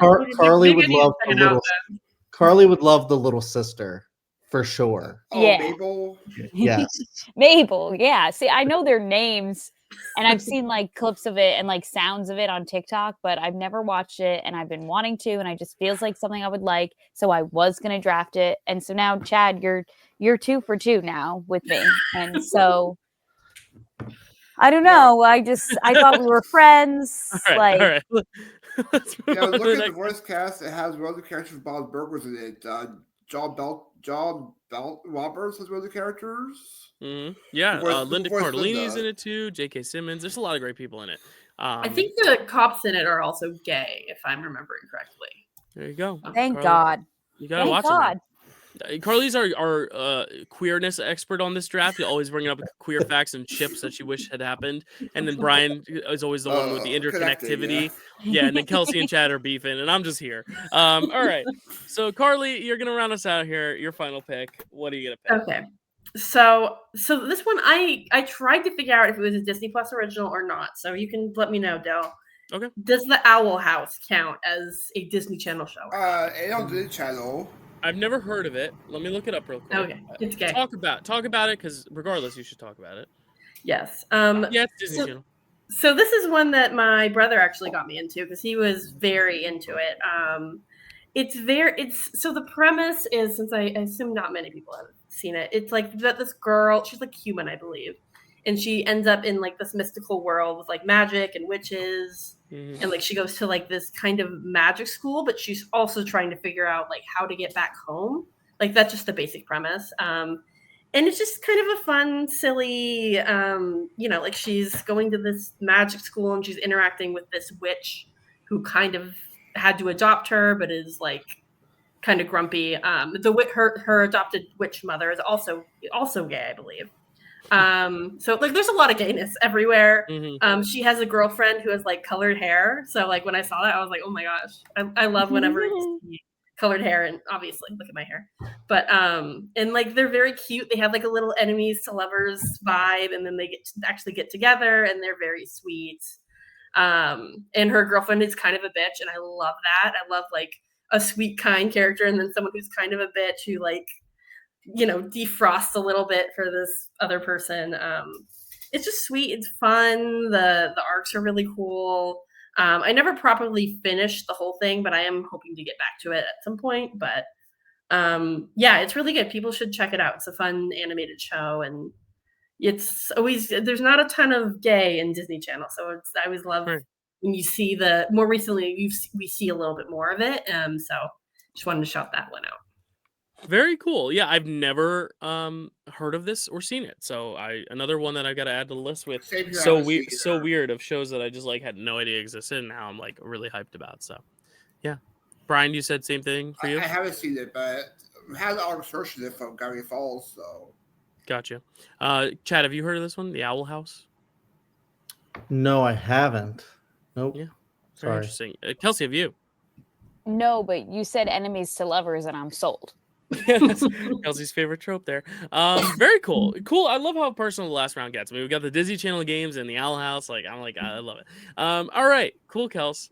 Mr. Irrelevant pick 5-5. What are you gonna go with? Your final pick here. It has to be animated. You have not taken an animated show yet, so you, unfortunately, by the rules, have to. I know we've taken a lot off the board for you. I know this was gonna be your Bluey spot, but you gotta give us something else.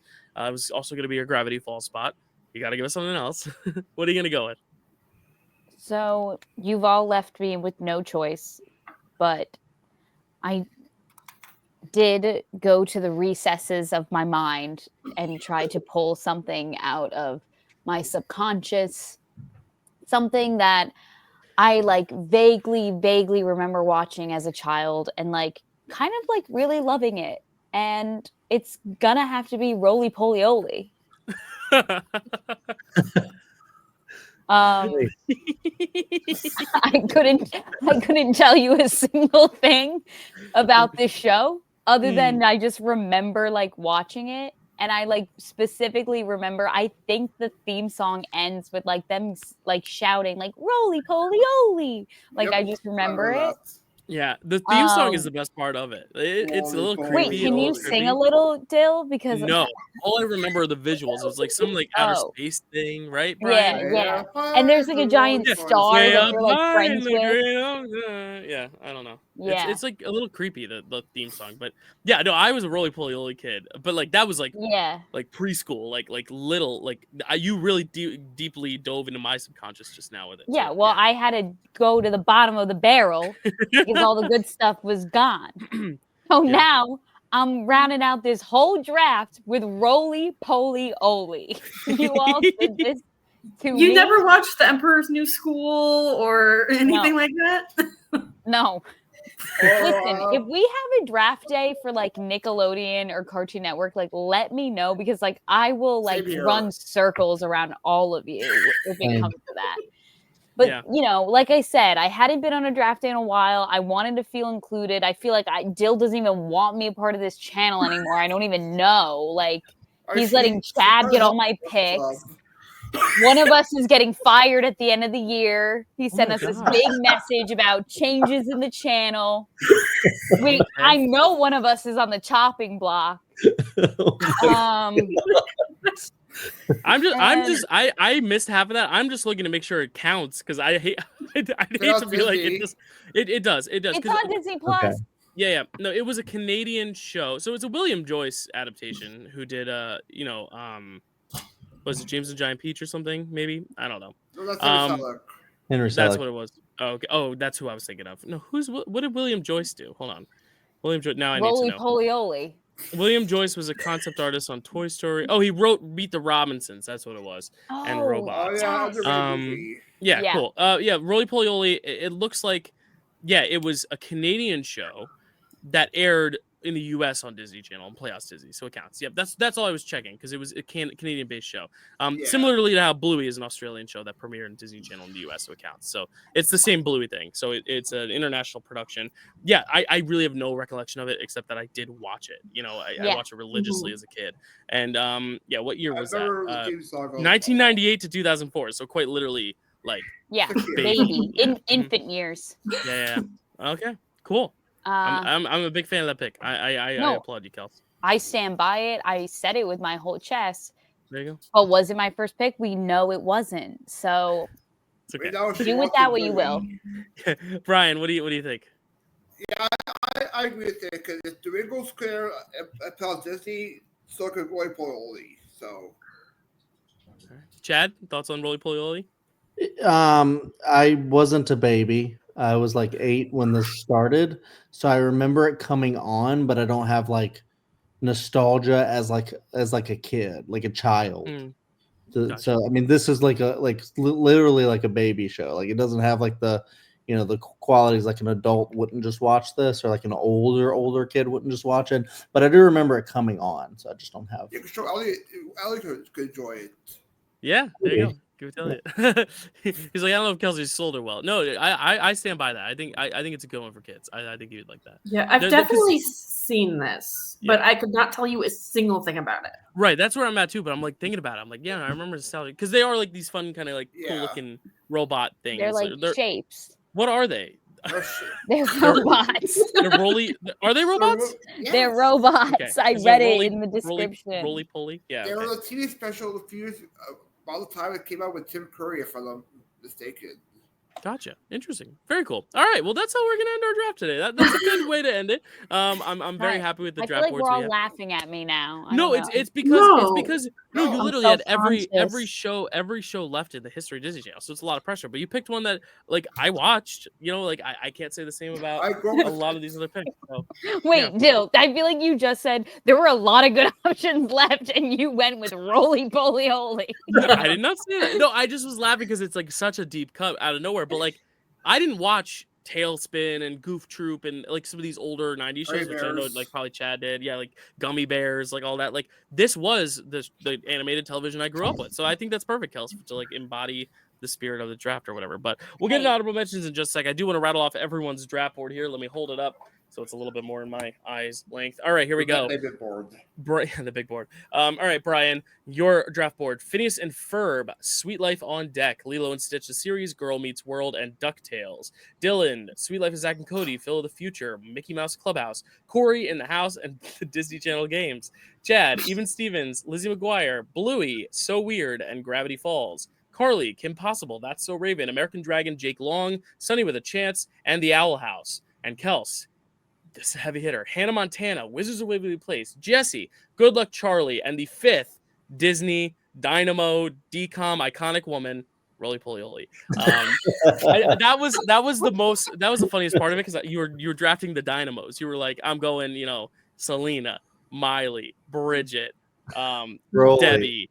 Roly Poly Holy. No, that was what was the best thing because I thought you were gonna just like find a way to get like Zoe. I was like, what show did Zendaya led a voice in? But no, great draft board, so good. Everyone had their own little flavors and tastes and nostalgias. So I really quickly want to do some honorable mentions. I want to just bring up some of the Playhouse Disney stuff one last time that I thought about. Bear in the Big Blue House. Yes. I would have loved to get Bear in the Big Blue House on here somehow, some way, but didn't have time or space for it. The Higglytown Heroes was a fond one of mine. Yeah. Little Einsteins, another one that I very much enjoyed as a kid. And then JoJo's Circus I watched a lot as a kid. So those are some of the nostalgic animated ones. And then I'm sure Chad will list some ones from like the 90s that are also very popular. But any other animated picks, Chad, we'll go to you. Any other animated series you want to bring up?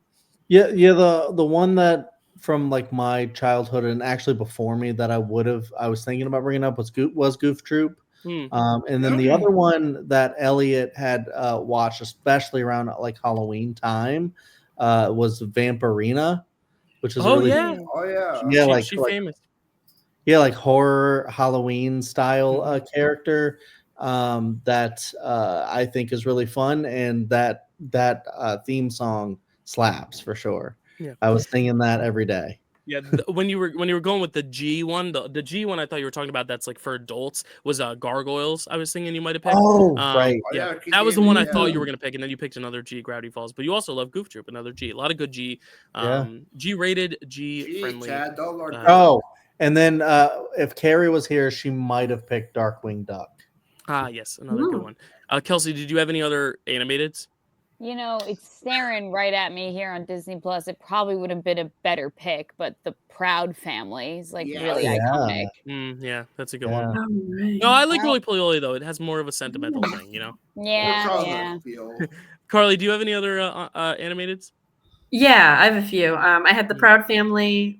Love that show. I had Emperor's New School.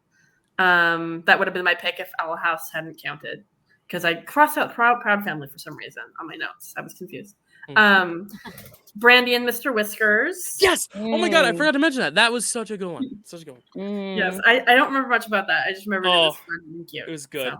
It was a play. It was a play on like really ugly guys with hot wives. It was a little weird, but it was like it's like this little like kind of like I'm a little rabbit, and then it was like this like kind of hot wife. I don't know. It was very interesting, but yeah, I love like Roger Rabbit a little bit. Yeah, a little bit. Like she was like a valley girl, like kind of like this blonde, like and he was like this little rabbit. I don't know. I really like Brandy and Mr. Whiskers. The other one of that era I loved watching. This was kind of like around the Jake Long territory. Was Dave the Barbarian. Also very much like that one. That's also on my list. That's a great feed. That's a good one as well.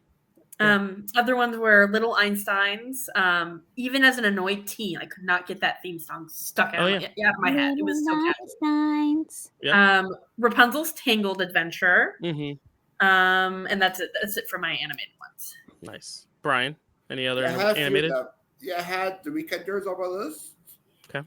Dave the Barbarian as well. PB&J Otter, what I grew up with. Okay. The Emperor's School, The Proud Family, 100 Dalmatians, the series, Gummy Bears, and one of my favorite modern shows, Amphibia. Oh, I've never heard of that one. Very cool. My brother loves Amphibia, so nice. He's trying to get me to watch it. It has been a song in it, so. Quick, before we're off of the animated, I will show it. The gift. Oh yeah, that's the gift. Yeah, so when I said I have Chad's home videos of Elliot playing with the gift, I got them a little Wally for Christmas. I didn't buy any friends gifts, so don't be upset, everyone else listening out there. I only got Elliot one because I didn't get him one last year when I said I was going to. It was too late, and this one came late as well. But I was like, you know what? I haven't gotten Elliot anything yet. It's amazing. We love it. Yeah, he was remote control. He speaks. It's kind of high tech. I couldn't wrap my head around it. But Chad, speaking of, any honorable mentions for live action series? Yeah, really the only one that I was almost gonna pick, and until I went with Gravity Falls was the famous Jet Jackson. Was one of the big older ones that I was gonna do. Oh God, let me pull up it. I want to give respect because the star of it unfortunately passed away. He unalived himself. Shit. No. So sorry, Chad, this is a little awkward. I want to shout out his name. Of course. Because I don't Lee Thompson Young. Okay. He was it was a really great show starring a black actor, and I think like that just like wasn't really done a lot on like the kid shows back in the day. So I loved watching that one, and it was really cool. It's kind of like in a similar vein to Hannah Montana, whereas like he's living like in two worlds, like being a regular kid, but also being the celebrity actor on like a hit show. Although I don't think it had the double thing where he's hiding his life from everyone. Gotcha. So it was just everyone knew he was a celebrity, but he had to kind of live in both worlds. And in his show, he was like a spy. So it was kind of you got to see like spy stuff happening, but it was like the show the show within a show. That was really cool. And you know, in the DCOM sphere, there was the famous Jet Jackson the movie. I didn't know. Yep. I didn't draft because I think I've seen the movie, but I just don't really remember it. But yeah, it's because I don't remember a lot about the show that I went with Gravity Falls instead. But I was between both of those. Nice. And yeah, highly recommend that show too. Cool. Kelsey, do you have any? I'm going clockwise. Any other live action honorable mentions? So there was this one I kind of messed up a little bit because I thought of this one like at some point during the draft and then I forgot to draft it. But it was this like really short. I don't even know if it was like a full. I don't think they were full episodes. I think they were probably only like 10 minutes. And it was the first show that Demi Lovato was ever a part of in the Disney Channel, and it was called As the Bell Rings. Oh, I remember that and they one. were just these really short, just like bits. I think they didn't even have like their own slot. You like watch them in between the show you were already watching. Yeah. That's like Pass the Plate. Yeah. Yeah, exactly. And and I just remember those are really funny. Yeah, I should have drafted that one instead of Jesse. That was so stupid. Jesse, you're getting a lot of votes for though, because that's a popular one. We'll see. I don't know how Um, far I'll go without Bluey on my list, but we'll see. We'll see. Never living that down. Don't feel bad about it, Chad. I've been on both ends of that. The one who feels bad for sniping, the one who doesn't feel bad sniping, and then the one who gets a snipe from. Through ways to feel. Carly, any honorable mentions for live action series? Yeah, I just have one, and I might even be getting this title wrong. I think it's Shake It Up, the one with Zendaya. Yeah, that's another one. Yeah, I thought when Kelsey was going down her list of like stars to come out of Disney, I thought she was gonna go Shake It Up, but yeah, I didn't really watch that one, so it felt not genuine. Yeah, it gave us Zendaya. Brian, any honorable mentions for you? Yeah, how about you had Ant Farm? Okay. The Adventures in Wonderland. Yeah, I'm in the Band. Pair of Kings. I also have Bear the Big Blue House on my list. Out of the Box. The Wiggles. Wiggles, okay. Wiggles. Yes. Walt Disney World Inside Out. The show features stuff in theme parks. Okay. I don't know if you guys remember this. There's short episodes called Mike's Super Short Show. Mike's Super Short Show, yeah, absolutely. Yeah, nice. A lot of nostalgia there in that list you just made up. Good, cool. I love it. Another one I had, that if I didn't get Corey in the House, I was gonna go Jonas, the Jonas Brothers show. I love that show. The three of them. Yeah, Disney Channel. Yeah, so that was a really great, just like banter between the three of them. Again, Chelsea Kane, beautiful. Yeah, I thought about the other ones, like star-making ones, like obviously Shake It Up, and then Liv and Maddie with Dove Cameron. Shake It Up, as I said, with Zendaya. Also, Casey Undercover, which is Zendaya as well. And then it just got like way past my time. I know Andy Mack is a big one because of this gay episode they have, or trans episode. Stuck in the Middle is a famous one, but just way past my time. And then we get into some that I've just never heard of, like Ultraviolet and Black Scorpion, or The Villains of Valley View, or Gabby Duran and the Unsittables, like all these shows that I've just never heard of. So it's past my time. But yeah, I think everything in like the heyday we got, from like Even Stevens all the way to like Sunny with a Chance, and then we got Good Luck Charlie there. Like I think that's like the cream of the crop for Disney Channel. So I think we did a good job, guys. I think we did really well. A lot of good shows. Yeah, a lot of really good shows. Great draft boards. We had a lot of laughs. We had a lot of animosity, but in the end, we picked a really good slate of 25 shows. So you guys can go vote now. Happy New Year. This is the end of draft day this year, and we are going to be back with some new stuff next year. January, we are going to be doing our annual goodbye. Last year, hello this year draft. So goodbye 2024, hello 2025 draft, where we draft our favorite stuff from 2024 and our most anticipated stuff of 2025. We are also going to be doing our made up for lost time needle drops draft that we just had to reschedule because Chad, Matt, and I are just trying to figure out a way to coordinate that and then get 2 more panelists on for that. And then another one I could tease, because our Barbie draft was so fun and so interesting and so unique, that wasn't a draft that had anything to do with Barbie. It was more so picking stuff from the other actors in Barbie. We're kind of taking a little bit of inspiration and doing a very interesting draft based around one of the biggest pop culture moments of this year, 2024, and we're going to be doing the Wicked draft in February. So stay tuned for that, what that entails. Carly and I have been brainstorming that behind the scenes, so we will be telling you guys what that is very soon.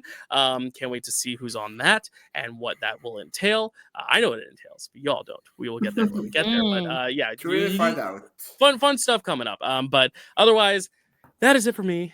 Brian, where can they find you? Anything to tease? Any last things to share? Yeah, first off, thanks for having me on, Dyl. This is a good time. You can find me up here sometimes.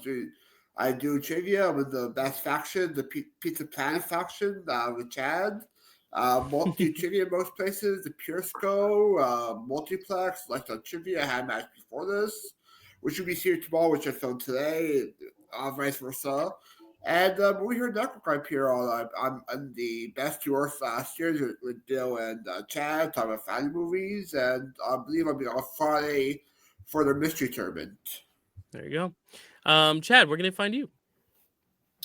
Yeah, I won't go very long. Everywhere on this channel, but mainly Picture This, where we talk about Oscar movies and try to go through every Best Picture nominee. If you haven't checked out that show, you have to, because it's really fun. And watch along, stuff like that. Comment. It's a really fun time. And then check out my channels, Cinema Chad, where we do a lot of rankings. You Ranking with Me is the show that I do, and then Welcome to Primetime is my horror channel that I run with my buddy Hunter and my wife Carrie. And we just talk about horror movies, sometimes Buffy the Vampire Slayer, and just a lot of great stuff over there. Cool, awesome. Carly, anywhere they can find you?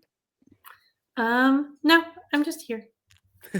You'll be on at least one of those drafts I teased. I know that for sure, because you're helping me conceive it, but it's okay. You've been my brainstorm buddy for that one, so you'll definitely be on that one. But we'll see you in the near future as well. Kelsey, where can they find you? I mean, you guys know by now where you can find me, but most recently, you can find me outside Chad's window waiting for the perfect time to strike. Oh my God, the bluey beef is real. Just so people know, and I mean, I hope I'm speaking right. This is all fun and games, and there is no actual children threats out there. No threats toward Chad. No threats toward the Webb family. Do not give any of your attention that way. At least I hope not. But yeah. I would recommend don't leave Chad's address laying around anywhere. I will not do that. I will not do that. We're keeping Chad protected. Kelsey's out for blood. No, I think this is just gonna mean we're gonna need a rematch someday. Maybe in the form of a trivia match, maybe in the form of a little Bluey draft, like we just draft Bluey shit. I don't know. Or maybe we just have you two just duke it out as pals. Maybe we'll put you in a Disney Channel games and see who wins. You draft teams. Bluey trivia night, maybe. Yeah, Bluey trivia night. Yeah, I don't know. We'll see. The Dyl Pickle Movie Network games. Yeah, DPMN presents the Bluey games. We'll make it like an annual festival where Chad and Kelsey just like yell at each other. Or actually, no, Kelsey yells at Chad. Chad just sits there smiling because he knows he got Bluey. Anyway, thank you guys so much. This is a really fun episode, and this is a great way to end our year. This is the last video you'll be seeing in the year. Stay tuned. Early January, I'm going to be getting you my most anticipated movies of 2025 video. That's crazy to talk about. I'm going to be doing the Oscars death race this year. Chad and I have 2005 as our newest episode of Picture This that we're doing as part of our year of the upset. As I said, the Wicked draft, the needle drop draft, the goodbye 2024, hello 2025 draft will be coming. So 3 drafts in the next 2 months. So it'll all be coming to you soon. Don't worry, it'll be fun. And then stay tuned for some more important announcements. So thank you guys so much, and we'll see you next time. Let's get this outro. Here we go.